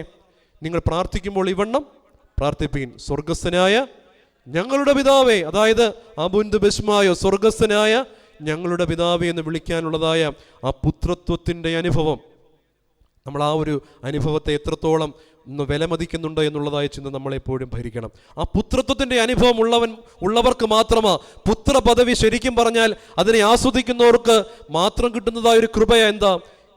ദൈവസന്നിധിയിൽ എപ്പോഴും ആയിരിക്കുവാനുള്ളതായ ഒരു ആഗ്രഹം. നല്ല സ്നേഹമുള്ള മക്കൾ മാതാപിതാക്കന്മാരെ വിട്ട് എവിടെയെങ്കിലും ഓടിപ്പോകുമോ? പോകുമോ? ഇല്ല. ഇന്ന് നമ്മളൊക്കെ എന്തോ ചെയ്യുക? മക്കളുമാരെയൊക്കെ പറഞ്ഞങ്ങ് ദൂരെ അങ്ങ് പറഞ്ഞു വിടുകയാണ്. ഇന്ന് നമ്മുടെയൊക്കെ തലമുറയിലേക്ക്, നമ്മുടെയൊക്കെ ഈ ഭാഗത്തേക്ക് നോക്കുമ്പം കുഞ്ഞുങ്ങളുടെ എണ്ണം വളരെയേറെ കുറയുകയാണ്. എന്താ സംഭവിക്കുന്നത്? പ്രശ്നം എന്താ? 2-3 കാര്യങ്ങളുണ്ട്. ഒന്നാമത്തെ റീസൺ എന്ന് പറഞ്ഞു കഴിഞ്ഞാൽ, ഒന്ന്, ഭവനത്തിൽ ചിലപ്പോൾ എന്തോ കാണത്തില്ല, സ്നേഹം അത്ര കാണത്തില്ല. രണ്ടാമത്തെ ഒരു റീസൺ എന്താ? നമ്മൾ ബോധപൂർവ്വം നമ്മുടെ കുഞ്ഞുങ്ങളെ എന്തോ ചെയ്യുന്നില്ല, നമ്മളിലേക്ക് അടുപ്പിക്കുന്നില്ല. മിക്കവാറും ഈ രണ്ടാമത്തെ, പിന്നെ മൂന്നാമത്തെ ഒരു കാര്യമുണ്ട്, മക്കൾ എന്തോ അനുസരിക്കാത്തവരായിരിക്കും. പക്ഷേ മിക്കവാറും തലങ്ങളിൽ മക്കൾ ഭവനത്തിൽ നിന്ന് വിട്ടുപോകാനുള്ള കാരണം എന്താ? ബോധപൂർവം അവർ നമ്മളിലേക്ക് അടുക്കുവാൻ തക്കോണം നമ്മൾ ആഗ്രഹിക്കുന്നില്ല എന്നുള്ളതാണ്. എവിടെയെങ്കിലുമൊക്കെ ഒരു ബ്രേക്ക് നമ്മുടെ കുഞ്ഞുങ്ങളുമായിട്ട് നമ്മൾ എന്ത് ചെയ്യുന്നുണ്ട്? വെക്കുന്നുണ്ട്. നമ്മളുമായിട്ട് അടുക്കാതെ വെക്കുന്നുണ്ട്. അത് നമ്മളൊക്കെ ചിന്തിക്കേണ്ടുന്ന ഒരു കാര്യമാണ്. എൻ്റെ മക്കൾ എത്രത്തോളം എന്നോട് ഒരു സ്നേഹത്തോടെ അല്ലെങ്കിൽ എല്ലാം ഷെയർ ചെയ്യുന്നുണ്ട്. ഇന്ന് പലപ്പോഴും നമ്മുടെ ഈ കുഞ്ഞുങ്ങളുടെ കൂട്ടത്തിൽ അവരുടെ സൈക്കോളജിക്കൽ ഫാക്ടറിലേക്ക് വരുമ്പോൾ ഒരുപാട് കുഞ്ഞുങ്ങൾ ഡിപ്രഷനിലേക്ക് പോകുകയാണ്. മാതാപിതാക്കന്മാരോട് ഒന്നും ഷെയർ ചെയ്യാൻ തക്കോണം സാധിക്കാത്ത രീതിയിൽ ഡിപ്രസ്ഡ് ആയിട്ട് അങ്ങ് ഫെഡപ്പായിട്ട് പോകുകയാണ്. കാരണം എന്താ? അവർക്ക് സ്നേഹം കിട്ടുന്നില്ല, സ്നേഹത്തിലേക്ക് വരുന്നില്ല. കാരണം എൻ്റെ പപ്പ അല്ലെങ്കിൽ എൻ്റെ മമ്മി ഞാൻ പറയുന്നതായ കാര്യങ്ങളൊക്കെ കൃത്യമായിട്ട് കേൾക്കുമോ എന്നുള്ളതായ ഒരു ഭയം അവർക്കുണ്ട്. അപ്പോൾ ഈ ഭയത്തെ അവരിൽ നിന്ന് എന്ന് മാറ്റുവാൻ തക്കോണം സാധിക്കുന്നോ അന്ന് അവർ കാനഡയെ ഉപേക്ഷിക്കും, UK ഉപേക്ഷിക്കും, ഓസ്ട്രേലിയ ഉപേക്ഷിക്കും, എല്ലാം ഉപേക്ഷിക്കും. എന്നിട്ട് നമ്മുടെ ഭവനങ്ങളിൽ തന്നെ ആയിത്തീരുവാൻ തക്കോണം അവർക്ക് പറ്റുന്ന സമയങ്ങളിലെല്ലാം നമ്മളുമായിട്ട് ചേർന്ന് നിൽക്കുവാൻ തക്കോണം ആര് ചെയ്യും? ശ്രമിക്കും. ഇന്ന് ചില ഭവനങ്ങളിലേക്ക് ചെന്ന് നോക്കുമ്പോൾ മക്കൾ എവിടെയെന്ന് ചോദിക്കുമ്പോൾ പറയും, അച്ഛാ മക്കൾ ഹോളണ്ടില്ല, അല്ലെങ്കിൽ മക്കൾ ഓസ്ട്രേലിയയിൽ. എന്ത് കാര്യമായിട്ടാണ് ഇതൊക്കെ പറയുന്നതെന്ന് അറിയാമോ? എന്ത് കാര്യമായിട്ടാണ്? അവിടെ ചെന്നിട്ട് അവർ ചെയ്യുന്നതായ ജോലിയെപ്പറ്റി വല്ല ധാരണയുണ്ടോ നമുക്ക്? അവരുടെ ജീവിതത്തെപ്പറ്റി നമുക്ക് വല്ല ബോധ്യം നമുക്കുണ്ടോ? 20 ലക്ഷം വരെ കടം മേടിച്ച്, അല്ലെങ്കിൽ 1 കോടിക്കകത്ത് വരെ കടം മേടിച്ചിട്ട് അവിടെ കൊണ്ട് നിർത്തിയേക്കുക, ഒരു അതർ ഇൻകം കിട്ടാത്ത രീതിയിൽ.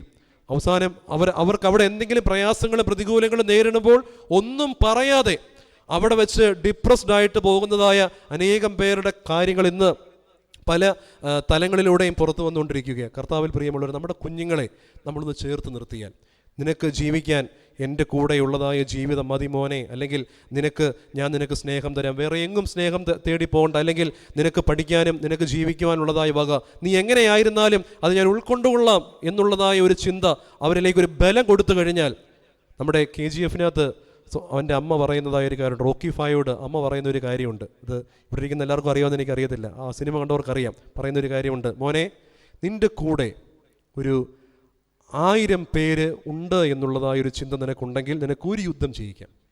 എന്നാൽ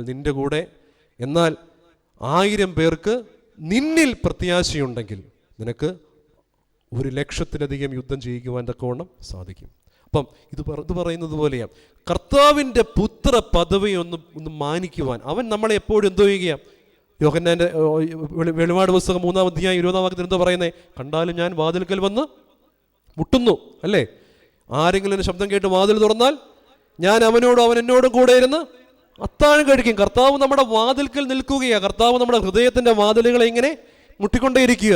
കർത്താവ് വളരെ വേദനയോടുകൂടെ ഈ സുവിശേഷം അനുസരിക്കാത്തതായ വിഘടിച്ചു നിൽക്കുന്നതായ ജനതകളോട് പറയുന്നുണ്ട്, ബെത്സയിദ നിനക്ക് ഹാ കഷ്ടം, കൊരസീനെ നിനക്ക് ഹാ കഷ്ടം, നിന്നിൽ നടന്നതായ അത്ഭുത പ്രവൃത്തികൾ സോരിലും സീദോനിലും നടന്നിരുന്നുവെങ്കിൽ അവർ പണ്ട് തന്നെ രട്ടിലും വെണ്ണീറിലും ഇരുന്ന് അനുദപിച്ച് ദൈവസന്നിധിയിൽ മാനസാന്തരപ്പെടുമായിരുന്നുവല്ലോ. ഒരു കോഴി തൻ്റെ കുഞ്ഞുങ്ങളെ തൻ്റെ ചിറകിൻ കീഴിൽ ചേർക്കുന്നത് പോലെ നിന്നെ എത്ര വട്ടം ചേർത്ത് കൊള്ളുവാൻ എനിക്ക് മനസ്സായിരുന്നു, നിനക്കോ അത് മനസ്സായില്ല. അതായത് നിന്റെ ഭവനം ശൂന്യമായി തീരും എന്ന് പറയുന്നതായ സമയം വരെയും നീ എന്നെ കാണുകയില്ല എന്ന് സത്യമായിട്ട് ഞാൻ നിന്നോട് പറയുന്നുവെന്ന് കർത്താവ് വളരെ വേദനയോട് പറയുകയാണ്. കർത്താവിൽ പ്രിയമുള്ളവരെ, കർത്താവിൻ്റെ പുത്രപദവിയെ നമുക്കൊന്ന് മാനിക്കുവാൻ, അവൻ്റെ അടുത്ത് എപ്പോഴും നിൽക്കുവാൻ. നമ്മൾ എത്ര ഭവനങ്ങളിൽ കൃത്യമായ ആരാധന ജീവിതമുണ്ട് നമ്മുടെ ജീവിതങ്ങളിൽ? എത്ര പേര് കർത്താവിന് വേണ്ടി കുറച്ച് സമയം ഒന്ന് ചെലവഴിക്കുന്നുണ്ട്? ശരിക്കും പറഞ്ഞാൽ പിതാക്കന്മാർ പറയുന്നത് ഒരു ദിവസത്തിലെ 3.5 മണിക്കൂർ ദൈവത്തിന് വേണ്ടി കൊടുക്കണമെന്നാണ് പറയുന്നത്. എപ്പോഴൊക്കെയാണ്? സന്ധ്യയ്ക്ക് ദശാംശം. ദശാംശം അങ്ങനെയൊന്നും ദൈവത്തെ അപമാനിക്കരുത്, ദശാംശം എന്ന് പറഞ്ഞൊന്നും അപമാനിക്കരുത്. നമുക്ക് കൊടുക്കാൻ എന്താണ് പറ്റുന്നത്? നമ്മളൊക്കെ പരിമല പദയാത്രയ്ക്ക് പോകാറുണ്ടല്ലേ? വെളുപ്പിനെ 5 മണിക്ക് എഴുന്നേറ്റ് 5 മണിക്ക് ദേവാലയത്തിൽ വന്ന് ധൂപപ്രാർത്ഥനയൊക്കെ നടത്തിയിട്ട് നമ്മൾ എന്തോ ചെയ്യും? പരിമലൂര നടക്കും അല്ലേ? നമ്മുടെ ചിന്ത എന്തുവാ? തിരുമേനി എനിക്കെന്ത് തരും? ഞാൻ ഇത്ര നടന്നെന്ന് കഴിഞ്ഞാൽ എൻ്റെ തിരുമേനി എനിക്ക് എന്തോ തരും. നേരെ മറിച്ച് നമ്മുടെ ചിന്ത എങ്ങനെയാ വരേണ്ടത്? എന്തുവാ? എനിക്ക് എൻ്റെ ദൈവത്തിന് വേണ്ടി എന്ത് കൊടുക്കുവാൻ തക്കവണ്ണം സാധിക്കും അല്ലേ? എൻ്റെ ജീവിതത്തിൽ സങ്കീർത്തനക്കാർ ഇപ്രകാരം പറയുന്നുണ്ട്, എൻ്റെ ജീവിതത്തിൽ ദൈവം തന്നതായ നന്മകൾക്ക് പകരം ഞാൻ എന്തു കൊടുക്കും? ഞാൻ രക്ഷയുടെ പാനപാത്രം എടുക്കും, എൻ്റെ കർത്താവിൻ്റെ നാമത്തെ വിളിച്ചപേക്ഷിക്കും. അതായത് ദൈവത്തിൻ്റെ സന്നിധിയിൽ ദൈവത്തിന് കൊടുക്കാനുള്ളത്, ദൈവം നമ്മുടെ പിതാവാണെങ്കിൽ ഒരു പിതാവിന് കൊടുക്കാനുള്ളതായ എല്ലാ ബഹുമാനവും ആദരവും സമയവും ആർക്ക് കൊടുക്കണം? അവന് കൊടുക്കണം. അവന് കൊടുത്താൽ നമ്മൾ എന്തോ ചെയ്യും? ദൈവം അനുഗ്രഹിച്ചുകൊണ്ടേയിരിക്കും. യാതൊരു സംശയവുമില്ല. അവൻ്റെ അടുക്കൽ വരുന്നവന് ഒരിക്കലും എന്തോ ചെയ്യത്തില്ല, ദൈവം ഒരിക്കലും ഉപേക്ഷിച്ച് കളയത്തില്ല. ലോകത്തിൻ്റെ അടുക്കിലേക്ക് കടം ചോദിച്ചുകൊണ്ട്, ലോകക്കാരുടെ അടുക്കിലേക്ക്, നമ്മുടെ പ്രിയപ്പെട്ടവരുടെയോ അല്ലെങ്കിൽ നമ്മുടെ കൂട്ടുകാരുടെയോ അടുക്കിലേക്ക് എന്നിട്ട് എനിക്ക് ഇത്ര രൂപ ഒരു കുറവുണ്ട് തരാമോ എന്ന് ചോദിച്ചാൽ അവൻ തരുമായിരിക്കും. പക്ഷേ പിന്നീട് 2 മാസം കഴിയുമ്പം ഇന്ത്യയുടെ പൈസ എന്ന് ചോദിച്ചുകൊണ്ട് നമ്മുടെ അടുക്കിലേക്ക് വരും അല്ലേ? അപ്പം ലോകത്തിന് സ്നേഹിക്കാൻ ഒരു പരിധിയുണ്ട്. പക്ഷേ അതിനേക്കാൾ അളവറ്റ രീതിയിൽ സ്നേഹിക്കുന്നത് ആരാ? നമ്മുടെ കർത്താവ്. അപ്പം ദൈവത്തിന് കൊടുക്കുവാൻ, നേരത്തെ പറഞ്ഞതുപോലെ ഒരു 3.5 മണിക്കൂറെങ്കിലും, ഒരു സന്ധ്യയ്ക്ക് ഒരു അരമണിക്കൂർ, 3/4 മണിക്കൂർ അല്ലെങ്കിൽ 1 മണിക്കൂറെങ്കിലും ദൈവത്തിന് കൊടുക്കണം. ബാക്കിയുള്ള സമയങ്ങളിലൊക്കെ വൈകിട്ടും രാവിലെയും വൈകിട്ടും കൃത്യമായി 1 മണിക്കൂർ സമയമെങ്കിലും ദൈവത്തിന് കൊടുക്കണം. അതുപോലെ തന്നെ ബാക്കിയുള്ള സമയങ്ങളിലെല്ലാം ദൈവസന്നിധിയിൽ ഹൃദയം കൊണ്ട് എന്തോ ചെയ്യണം? ചേർന്ന് നിൽക്കണം. സന്ധ്യയ്ക്കും, അതുകൊണ്ട് സങ്കീർത്തനക്കാരൻ പറയുന്നൊരു കാര്യമുണ്ട്, ഞാൻ കാലത്തും ഉച്ചയ്ക്കും സന്ധിക്കും ഏതു നേരത്തും സങ്കടം ബോധിപ്പിച്ച് കരയും, യഹോവ എൻ്റെ പ്രാർത്ഥന കേൾക്കും. ദൈവത്തിൻ്റെ പുത്രപദവിയിലേക്കുള്ളതായൊരു വിളി, അതാണ് മാമോദീസയിൽ ഉയരത്തിൽ നിന്നുള്ള ജനം. അപ്പം മറ്റാരേക്കാൾ, അതായത് ഈ ലോകത്തിൽ ജീവിക്കുന്നതായ പ്രത്യാശയില്ലാത്ത മറ്റുള്ളവരെക്കാളൊക്കെ നമുക്ക് ദൈവസന്നിധിയിൽ എൻ്റെ യേശു എനിക്ക് വേണ്ടി ജീവിക്കുന്നു, അല്ലെങ്കിൽ എന്നെ സ്നേഹിക്കുന്ന ഒരു പിതാവ് സ്വർഗത്തിലുണ്ട് എന്നുള്ളതായ ഒരു പ്രത്യാശയോടെ ജീവിക്കുവാൻ നമ്മളെ സഹായിക്കുന്ന ഏറ്റവും വലിയൊരു അനുഭവമാണ്, ഒരു ബോധ്യമാണ് ഉയരത്തിൽ നിന്നുള്ളതായ ജനനം എന്ന് പറയുന്നതായ ഒരു ചിന്ത. അപ്പോൾ ദൈവസ്നേഹത്തിലേക്കുള്ളതായ ഒരു പോക്ക് യോഹന്നാന്റെ സുവിശേഷം 3:16 പ്രകാരം പറയുന്നുണ്ട്, തൻ്റെ ഏകജാതനായ പുത്രനിൽ വിശ്വസിക്കുന്ന ഏവനും നശിച്ചു പോകാതെ നിത്യജീവൻ പ്രാപിക്കേണ്ടതിന് അവനെ നൽകുവാൻ തക്കവണ്ണം ഈ ലോകത്തെ സ്നേഹിച്ചു. യിരെമ്യാ പ്രവാചകന്റെ പുസ്തകം 31 അധ്യായത്തിന്റെ 3-ാം വാക്യത്തിൽ പ്രകാരം പറയുന്നുണ്ട്, നിത്യസ്നേഹം കൊണ്ട്, യിരെമ്യാ പ്രവാചകന്റെ പുസ്തകം 31:3 നിത്യസ്നേഹം കൊണ്ട് ഞാൻ നിന്നെ സ്നേഹിച്ചിരിക്കുന്നു. വീണ്ടും യോഹന്നാന്റെ ലേഖനം 1-ാം ലേഖനം 3:1 മുതൽ 3 വരെയുള്ളതായ വാക്കുകളിൽ ഇപ്രകാരം പറയുന്നുണ്ട്, കാൺമീൻ നാം ദൈവമക്കളെന്ന് വിളിക്കപ്പെടുവാൻ എത്ര വലിയ സ്നേഹം ദൈവം നമുക്ക് നൽകിയിരിക്കുന്നു, നമ്മൾ അങ്ങനെ തന്നെ ആകുന്നു. അപ്പോൾ ദൈവമക്കൾ എന്നുള്ളതായ ഒരു തിരിച്ചറിവ് നമുക്ക് എന്തോ വേണം, എവിടെയായിരുന്നാലും നമുക്ക് ആവശ്യമാണ്. ഞാൻ കഴിഞ്ഞ ദിവസം എൻ്റെ മുടിയൊന്ന് വെട്ടാൻ വേണ്ടി പോയ സമയത്ത് ഞാൻ ഈ കുപ്പായത്തിലൊന്നുമല്ല, സാധാരണ വേഷത്തിലാണ് പോയി. അപ്പം ആ മുടി വെട്ടാൻ വേണ്ടി കുനിഞ്ഞിരുന്നു. ആ പുള്ളിക്കാരൻ ഒരു തമിഴ്നാട്ടുകാരനാണ്, പുള്ളി എന്നെ മുടി വെട്ടി കഴിഞ്ഞിട്ട് ചോദിച്ചു, എന്താ ജോലി? അദ്ദേഹത്തിന് ഒരു സംശയം തോന്നി, എന്നെ കണ്ടൊരു സംശയം തോന്നി. ഞാൻ പറഞ്ഞു, ഞാനൊരു ഫാദറാണ്. ഞാൻ കള്ളം പറഞ്ഞില്ല, ഫാദറാണെന്ന് പറഞ്ഞു. അപ്പം മനസ്സിലായി. അപ്പം അതേപോലെ ഞങ്ങളൊരു വൈദിക സെമിനാരിയുടെ ജീവിത അനുഭവത്തിൽ ഒരു ദിവസം ഇങ്ങനെ ട്രെയിനിൽ കൂടെ യാത്ര ചെയ്യുകയാണ്. അപ്പം അടുത്തിരുന്ന കുറച്ച് പേര്, ഞങ്ങൾ ചുമ്മാ തമാശയൊക്കെ പറഞ്ഞുകൊണ്ട് ഇങ്ങനെ പോയ സമയത്ത് അടുത്തിരുന്ന ഒരു അപ്പച്ചൻ പറഞ്ഞു, നിങ്ങൾ സെമിനാരി വിദ്യാർത്ഥികളല്ലയോ എന്ന് ചോദിച്ചു. ഒരു സ്റ്റാമ്പാണ് നമുക്കല്ലേ, ദൈവമക്കൾ എന്നുള്ളതായ ഒരു വിളി നമ്മളിലൂടെ ദൈവം സ്റ്റാമ്പ് ചെയ്ത് വെച്ചേക്കുക. ഇനി ഞാനും ടോണച്ചനും എല്ലാം ഈ കുപ്പായം ഇല്ലാതെ തന്നെ എവിടെയെങ്കിലും പോയാലും ചോദിക്കും, അച്ഛനല്ലേ ഫാദർ അല്ലേ എന്ന് ചോദിക്കും. നമുക്ക് ഒളിക്കാൻ പറ്റത്തില്ല. അപ്പോഴേ ഞാൻ കഴിഞ്ഞ ആ സമയത്ത് ഒരു വാക്യം അങ്ങ് ഓർത്തു. സങ്കീർത്തനം 139 ഇപ്രകാരം പറയുന്നുണ്ട്, നിന്റെ സന്നിധി വിട്ട് ഞാൻ എവിടേക്ക് പോകും? ഞാൻ ഉയരത്തിലേക്ക് കയറിയാൽ നീ എവിടെയുണ്ട്? ഞാൻ പാതാളത്തിൽ ചെന്ന് വാർത്താൽ അവിടെ നിന്റെ കയ്യെന്നെ നടത്തും. ഞാൻ എവിടെ പോയാലും നീ എൻ്റെ കൂടെ ഉണ്ട് എന്ന് പറയുന്നത് പോലെ നമ്മൾ എവിടെ പോയാലും ദൈവമക്കൾ എന്നുള്ളതായ ഒരു ബോധ്യം എനിക്കുണ്ടെങ്കിൽ അതേപോലെ മാത്രമേ ഈ സമൂഹം നമ്മളെയും എന്ത് ചെയ്യത്തുള്ളൂ, കാണത്തുള്ളൂ. അല്ലേ? നമ്മൾ ആ ഒരു ചിന്ത നമുക്ക് വേണം. നമുക്കൊരു ബോധ്യം, അതായത് ഞാൻ MG പണിക്കരുടെയും ഗ്രേസ് ജി പണിക്കരുടെയും മകനാണെന്നുള്ള ബോധ്യം എനിക്കുണ്ടെങ്കിൽ, ഞാനായിരിക്കുന്ന രക്തബന്ധത്തിൽ എനിക്ക് സംശയമില്ലെങ്കിൽ, എൻ്റെ അപ്പനും അമ്മയും അവരാണെങ്കിൽ എവിടെ പോയാലും സമൂഹം എന്നെ പറ്റി പറയും, താണ്ടേ പണിക്കരുടെയും ഗ്രേസിയുടെയും മോൻ തോണ്ട പോകുന്നെന്ന് പറയും. അല്ലേ? രക്തബന്ധത്തിൽ നമുക്ക് സംശയമില്ലെങ്കിൽ നമുക്ക് ആരെങ്കിലും ഭയക്കേണ്ട ആവശ്യമുണ്ടോ? ദൈവം നമ്മുടെ പിതാവാണെങ്കിൽ ആ ദൈവത്തെ അറിയുന്നവർ നമ്മളെ ശരിക്കും ആദരിക്കുക തന്നെ ചെയ്യും. പലപ്പോഴും നമ്മുടെ ക്രിസ്ത്യാനികൾക്ക് ഇന്ന് പലപ്പോഴും നഷ്ടപ്പെട്ടു പോകുന്നതായ ഒരു ആദരവിത, അതായത് ദൈവമക്കൾ എന്ന് പറയുന്നതായ ഒരു പദവി നിന്നുള്ള ഒരു ആദരം പലപ്പോഴും സമൂഹം നമുക്ക് നൽകാത്തത് ഞാനൊരു ദൈവ പൈതലാണെന്നുള്ളൊരു ബോധ്യം എനിക്കില്ലാത്തതുകൊണ്ടാണ്. പക്ഷെ നേരെ മറിച്ച് ഞാനൊരു ദൈവ പൈതലാണെന്നുള്ള ബോധ്യം എനിക്കുണ്ടെങ്കിൽ, ഞാൻ ദൈവമക്കൾ എന്നുള്ളതായ, എൻ്റെ ദൈവം എന്നെ സ്നേഹിക്കുന്നു എന്നുള്ളതായ ഒരു ബോധ്യം എനിക്കും നിങ്ങൾക്കും എല്ലാം ഉണ്ടെങ്കിൽ ഈ സമൂഹം നിങ്ങളെ ആദരിക്കുക തന്നെ ചെയ്യും. പരിശുദ്ധനായ മാർ ആബോ പിതാവിൻ്റെ ജീവിതത്തെ പറ്റി കേട്ടതായ ഒരു അനുഭവമാണ്. ഒരു അക്രൈസ്തവരായ അനേകം പേർ പരിശുദ്ധ പിതാവിൻ്റെ അടുക്കിലേക്ക് വരുമായിരുന്നു. എന്തുകൊണ്ടാണ്? അവിടെ അദ്ദേഹത്തിൻ്റെ മുഖത്ത് ഉള്ളതായ ആ ദൈവത്തിൻ്റെ തേജസ് ഇപ്പോഴും ആബോ പിതാവിൻ്റെ മുഖത്തേക്ക് നോക്കുമ്പോൾ ഒരു പേടിയാണ്. കാരണം എന്താ? ആ കണ്ണിൻ്റെ തീക്ഷ്ണത, അദ്ദേഹത്തിൻ്റെ മുഖത്തെ കാണുന്നതായ ഒരു വലിയൊരു ദൈവത്തിൻ്റെ തേജസ് ഉണ്ട്. അതിപ്പോഴും ആ ഫോട്ടോ നോക്കുമ്പം എന്തോ ഒരു സന്ദേശം എന്നോട് സംസാരിക്കുന്നു എന്നുള്ള ചിന്തയാണ് പലപ്പോഴും എനിക്കുണ്ടായിട്ടുള്ളത്. അപ്പോൾ ദൈവത്തെ അറിയുന്ന ദൈവത്തിൻ്റെ മക്കളായിട്ട് നമ്മൾ ജീവിക്കുമ്പോൾ ഈ സമൂഹം ദൈവത്തിൻ്റെ മക്കളെന്ന് തന്നെ നമ്മളെ അവിടുന്ന് വിളിക്കും. അപ്പോൾ അതുകൊണ്ട് തന്നെ നമുക്ക് സമൂഹത്തിൽ അനേകം പേരെ നമുക്ക് ദൈവത്തിങ്കിലേക്ക് നേടുവാൻ തക്കോണം നമുക്ക് സാധിക്കും. എവിടെ പോയിരുന്നാലും, ഏത് സാഹചര്യങ്ങളിൽ പോയിരുന്നാലും സമൂഹം നമ്മളെ ആ ഒരു കൃപയിലേക്ക് നമ്മളെ ഒരുക്കും. പണ്ടത്തെ കാലത്ത് ക്രിസ്ത്യാനികളെ പറ്റി അല്ലെങ്കിൽ ദൈവത്തിൻ്റെ വേല ചെയ്യുന്നവരെ പറ്റിയൊക്കെ വലിയ ആദരവുള്ളതായ സാഹചര്യങ്ങളിൽ ഇന്ന് എന്തുകൊണ്ടത് കുറഞ്ഞു വരുന്നത് ചോദിച്ചു കഴിഞ്ഞാൽ, നമ്മുടെ ജീവിതവും പ്രസംഗവും പ്രവൃത്തിയും എല്ലാം പല വ്യത്യസ്തമായ കോണുകളിലായിപ്പോയതുകൊണ്ട് പ്രസംഗിക്കുന്ന ഞാനും വചനം കേൾക്കുന്ന നമ്മളെല്ലാവരും പലപ്പോഴും വചനത്തിൽ നിന്നും ദൈവത്തിൻ്റെ സ്നേഹത്തിൽ നിന്നും പലപ്പോഴും അകന്നു മാറുന്നതുകൊണ്ടാണ് നമ്മളിലൂടെ ദൈവ തേജസ് മറ്റുള്ളവർ കാണാത്തത്, അല്ലെങ്കിൽ ദൈവത്തിൻ്റെ മക്കളെന്നുള്ളതായ ആ സ്ഥാനത്തിൻ്റെ പരിശുദ്ധി മറ്റുള്ളവർ കാണാത്തത് എന്നുള്ളതായ ചിന്ത നമ്മളെ അവിടുന്ന് ഭരിക്കട്ടെ.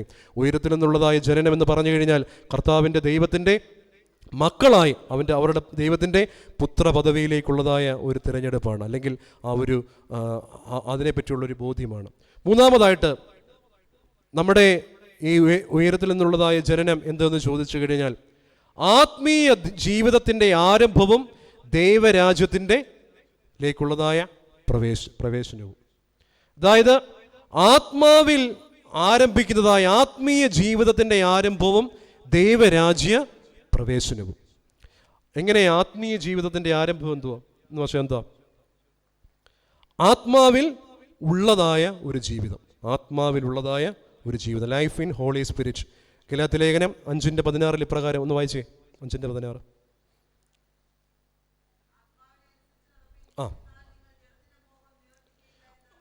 ആത്മാവിനെ അനുസരിച്ച് നടപ്പിൻ, എന്നാൽ നിങ്ങൾ ജഡത്തിൻ്റെ മോഹങ്ങളെ നിവർത്തിക്കുകയില്ല എന്ന് ഞാൻ നിങ്ങളോട് പറയുന്നു. അതായത് ആത്മാവിനെ അനുസരിച്ച് ജീവിക്കുന്നതായ ഒരു ജീവിതം.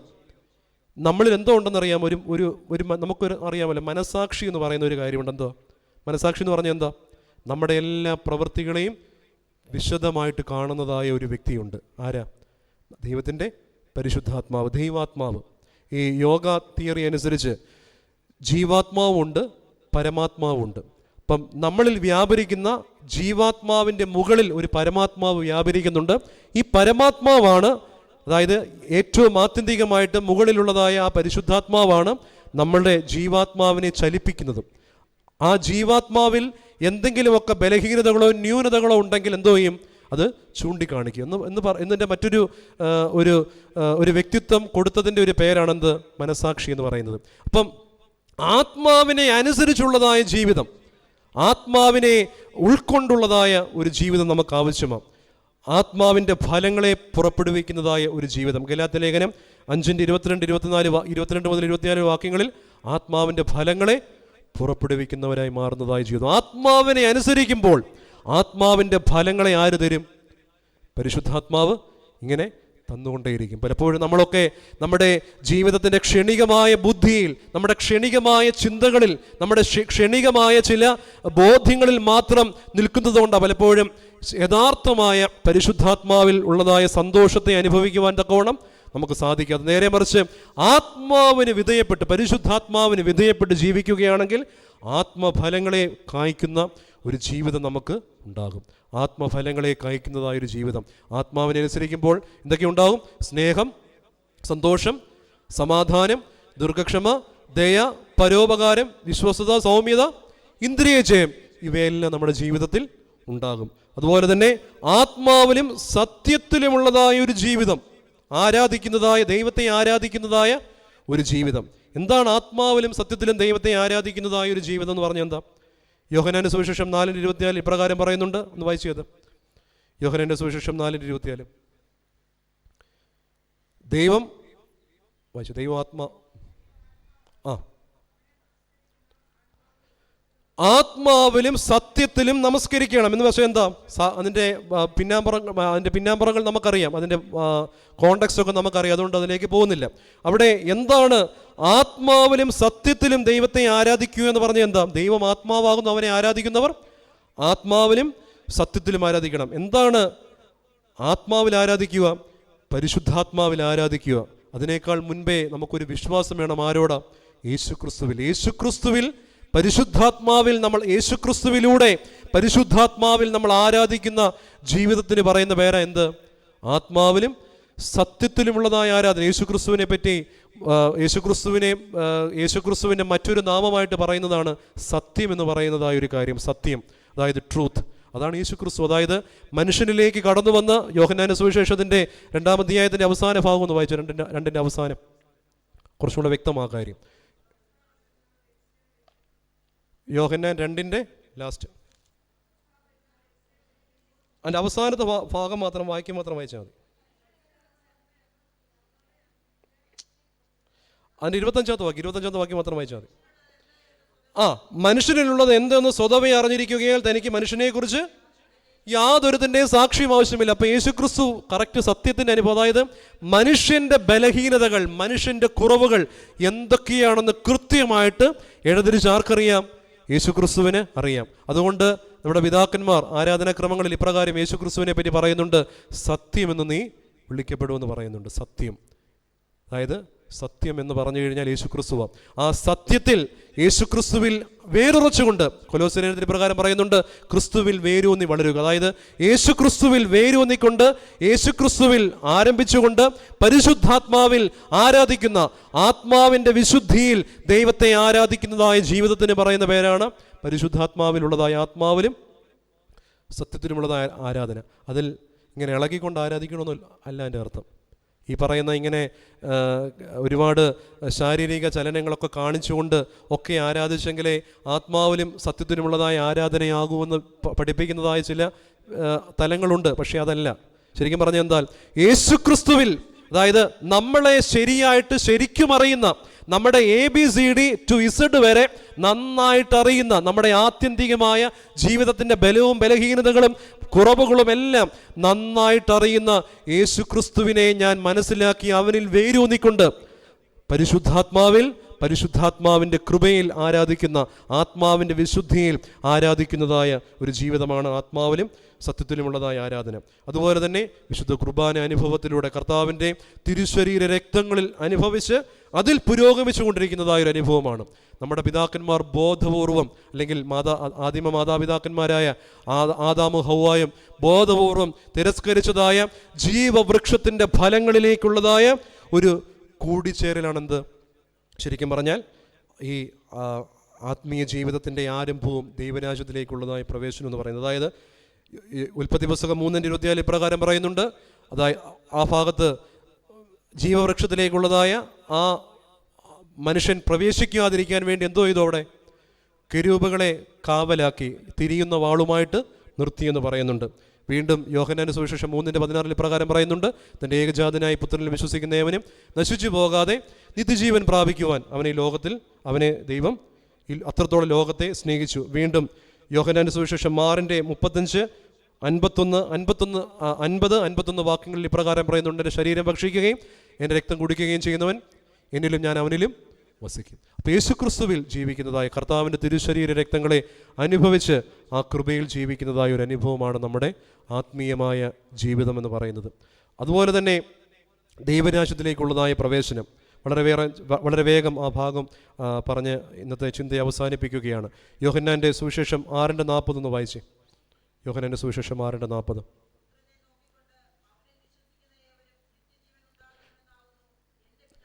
നിത്യജീവൻ ഉണ്ടാകണമെന്നുള്ളതാകുന്നു എൻ്റെ പിതാവിൻ്റെ ഇഷ്ടം. 14:1 മുതൽ 4 വരെയുള്ളതായ വാക്കുകളിൽ 1, 3 വാക്യങ്ങളൊന്ന് വായിച്ചേ.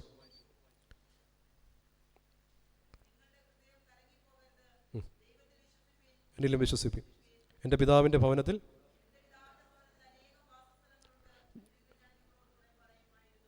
ഞാൻ നിങ്ങൾക്ക് സ്ഥലമൊരുക്കുവാൻ തക്കവണ്ണം പോകുന്നു. വീണ്ടും 2 തിമോത്തിയോസ് 4:7 മുതൽ 8 നമുക്ക് എല്ലാവർക്കും അറിയാവുന്ന ഒരു ഭാഗമാണ്. 2 തിമോത്തിയോസ് 4:7 മുതൽ 8. അതായത് ഞാൻ നല്ല പോർ പൊരുതു, ഓട്ടം തികച്ച വിശ്വാസം കാത്തു, നീതിയുടെ കിരീടം എനിക്ക് വേണ്ടി കാത്തുവെച്ചിരിക്കുന്നു. അതായത് ദൈവസന്നിധിയിൽ ഒന്ന് നിത്യജീവനിലേക്കുള്ളതായ പ്രവേശനമാണ് ദൈവരാജ്യം.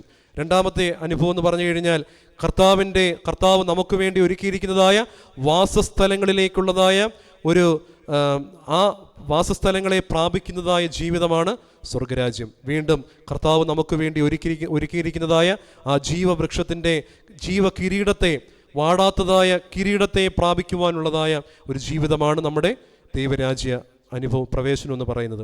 അതുകൊണ്ട് നമ്മളൊക്കെ ദൈവരാജ്യത്തിൻ്റെ ഭവനാവകാശികളാകുവാൻ വേണ്ടി നമ്മൾ എന്തോ ചെയ്യണം? ആഗ്രഹിക്കണം. ദൈവം നൽകുന്നതായ വാടാത്ത കിരീടത്തെ, കർത്താവ് നമുക്ക് വേണ്ടി നൽകുന്നതായ വാടാത്ത കിരീടത്തെ പ്രാപിക്കുവാനും നമുക്ക് സാധിക്കണം. ഇതാണ് ഉയരത്തിൽ നിന്നുള്ളതായ ജനനം എന്ന് പറയുന്നത്. നമ്മുടെ പരിശുദ്ധമായ മാമോദീസ ശുശ്രൂഷയിൽ ഇത്രയും കാര്യങ്ങൾ കൃത്യമായിട്ട് നമ്മളെ സഭ പഠിപ്പിക്കുന്നുണ്ട്. സഭ കൃത്യമായിട്ട് നമ്മളെ പ്രബോധിപ്പിക്കുന്നുണ്ട്. എന്തൊക്കെയാ മാമോദീസയുടെ ക്രമങ്ങളിൽ? ഇത്രയും കാര്യം. അതായത് നമ്മൾ വെള്ളത്താലും ആത്മാവാലും ഉള്ളതായ ഒരു ജനനം. 2, ദൈവസന്നിധിയിൽ ദൈവത്തിൻ്റെ പുത്രപദവിയിലേക്കുള്ളതായ ഒരു വിളി. 3, ആത്മാവിൽ ആരംഭിച്ച് ആത്മീയ ജീവിതത്തിലൂടെ പുരോഗമിക്കുന്നതായ ഒരു ജീവിതവും ദൈവരാജ്യത്തിലേക്കുള്ളതായ പ്രവേശനവും. അപ്പോൾ ഈ ചിന്തകൾ നമ്മളെ അവിടുന്ന് ശക്തീകരിക്കട്ടെ. മാമോദീസയുടെ 3 പ്രധാനപ്പെട്ട റൂഷ്മാകളിലും ഇപ്രകാരമാണ് പറയുന്നത്. 1, ദൈവസന്നിധിയിൽ ലോകത്തിൽ നിന്ന് ആത്മാവിൻ്റെ അഭിഷേകത്തിലേക്കുള്ളതായ ഒരുക്കം. അത് കഴിഞ്ഞിട്ട് വീണ്ടും ആ ആത്മാവിൻ്റെ അഭിഷേകത്തിൻ്റെ ഒരുക്കത്തിന് വേണ്ടി പുത്രപദവി പ്രാപിക്കുവാൻ വേണ്ടി സായിത്തിൻ്റെ തൈലം കൊണ്ട്, അഭിഷേക തൈലം കൊണ്ടുള്ളതായ അഭിഷേകം. 3, ദൈവരാജ്യത്തിൻ്റെ അനുഭവത്തിലൂടെ പരിശുദ്ധാത്മാവിൽ നിറയുന്നതായ പരിശുദ്ധമായ മൂറോൻ്റെ അഭിഷേകത്താലുള്ളതായ ആ വലിയ അഭിഷേകം. 4, 2 കാര്യങ്ങൾ പെട്ടെന്ന് ലഭിക്കുന്നുണ്ട്. 1, അതായത് നമുക്ക് കർത്താവിൻ്റെ നിത്യരാജ്യത്തിലെ വാടാത്ത കിരീടം നമുക്ക് ലഭിക്കുന്നു. അടുത്തതായിട്ട് വിശുദ്ധ കുർബാന അനുഭവം നമുക്ക് അതിലൂടെ കർത്താവിൻ്റെ ജീവൻ്റെ കൂട്ടവകാശികളായിട്ട് ഞാൻ നിങ്ങളൊക്കെ മാറുകയാണ്. അപ്പോൾ ദൈവസന്നിധിയിൽ ദൈവം നമ്മളെ അനുഗ്രഹിക്കട്ടെ. കൂടുതൽ കൃപയോടെ നമുക്ക് ജീവിക്കുവാൻ, അനുഗ്രഹത്തിൻ്റെ അനുഭവത്തിൽ നമുക്ക് ജീവിക്കുവാൻ, നമ്മൾ പ്രാപിച്ചതായ മാമോദീസ ശുശ്രൂഷയ്ക്ക് അനുയോജ്യമായ രീതിയിൽ നമുക്ക് ജീവിക്കുവാൻ തക്കവണ്ണം നമുക്ക് സാധിക്കട്ടെ എന്ന് പ്രത്യേകിച്ച് പ്രാർത്ഥിക്കുന്നു. ഒരിക്കൽ കൂടെ ഈ ചിന്തകൾ ഇങ്ങനെ കൺക്ലൂഡ് ചെയ്യുകയാണ്. അതായത് ഏറ്റതായ മാമോദീസായെ പറ്റിയുള്ളതായ ഒരു ബോധ്യം നമുക്കുണ്ടാകട്ടെ. 2, കർത്താവിൻ്റെ പദവിയെ പറ്റിയുള്ളതായ ഒരു ബോധ്യം നമുക്കുണ്ടാകട്ടെ. ആത്മീയ ജീവിതത്തിൽ ആയിരിക്കുവാനും ആത്മാവിനെ അനുസരിച്ച് ആത്മാവിൽ പുരോഗമിച്ച് ദൈവരാജ്യത്തിൻ്റെ അവകാശികളായി തീരുവാനും തക്കവണ്ണം ദൈവം നമ്മളെ ഇടയാകട്ടെ എന്ന് പ്രത്യേകിച്ച് പ്രാർത്ഥിക്കുന്നു, ആശംസിക്കുന്നു. ദൈവം നമ്മളെ എല്ലാവരെയും വാഴ്ത്തി അനുഗ്രഹിക്കട്ടെ. ഇങ്ങനൊരു അവസരം നൽകിയതായ ഒരു ദൈവസന്നിധിയിൽ പെട്ടെന്ന് ലഭിച്ചതായ ഒരു വലിയ കൃപയാണ് ഈ ദേവാലയത്തിലേക്ക് കടന്നു വരുവാനും ഈ പെരുന്നാളിൻ്റെ ഒരു ഭാഗമായിട്ട് തീരുവാനുമുള്ളതായ ഒരു വലിയ നിയോഗം പ്രിയപ്പെട്ട അച്ഛനിലൂടെ ദൈവം നൽകി. അച്ഛൻ്റെയും പ്രോത്സാഹനത്തിനും അതുപോലെ അച്ഛൻ്റെ പ്രാർത്ഥനയ്ക്കും അതുപോലെ ക്ഷണിച്ചതിലുമുള്ളതായ പ്രത്യേകമായിരിക്കുന്നതായ സ്നേഹവും നന്ദിയും ആദരവും പ്രത്യേകിച്ച് അറിയിക്കുകയാണ്. ഞാൻ ഒരുപാട് തവണ കർത്താവിൻ്റെ തിരുബലി അർപ്പിച്ചിട്ടുള്ള, അതായത് നമ്മുടെ കൊല്ലം ഭദ്രാസനത്തിലെ ദേവാലയങ്ങളിൽ ഏറ്റവും അധികം, അതായത് സ്വന്തം ദേവാലയത്തിനല്ലാതെ കൂടുതൽ തിരുബലി അർപ്പിച്ചിട്ടുള്ള ദേവാലയം, അതുപോലെ ദൈവത്തിൻ്റെ വചനത്തെ കൂടുതലായിട്ടും അറിയിച്ചിട്ടുള്ള ഒരു ദേവാലയവുമാണ് ഈ ദേവാലയം. അതുകൊണ്ട് തന്നെ ഒരുപാട് ആദരവും നന്ദിയും ഈ ദേവാലയത്തോടുണ്ട്. പ്രത്യേകിച്ച് അച്ഛനോടും അതുപോലെ ട്രസ്റ്റി, സെക്രട്ടറി, കമ്മിറ്റി അംഗങ്ങൾ, അതുപോലെ ഇവിടെ വചന ശുശ്രൂഷയ്ക്ക് വേണ്ടി കടന്നു വന്ന എല്ലാ ദൈവമക്കളോടും, അതുപോലെ ഈ ഓൺലൈനിൻ്റെ തലങ്ങളിൽ ഈ വചനത്തെ ശുശ്രൂഷിച്ച എല്ലാ പ്രിയപ്പെട്ടവരും ഉള്ളതായ നന്ദിയും സ്നേഹവും പ്രത്യേകിച്ച് അറിയിച്ചുകൊണ്ട് എൻ്റെ വാക്കുകൾ ചുരുക്കുന്ന ദൈവം നമ്മളെ അനുഗ്രഹിക്കട്ടെ. പരിശുദ്ധിയായ ദൈവമാതാവിൻ്റെയും പരിശുദ്ധ മാറാബ പിതാവിൻ്റെയും മധ്യസ്ഥം നമുക്ക് അനുഗ്രഹമായി തീരട്ടെ എന്ന് പ്രത്യേകിച്ച് പ്രാർത്ഥിക്കുന്നു, ആശംസിക്കുന്നു.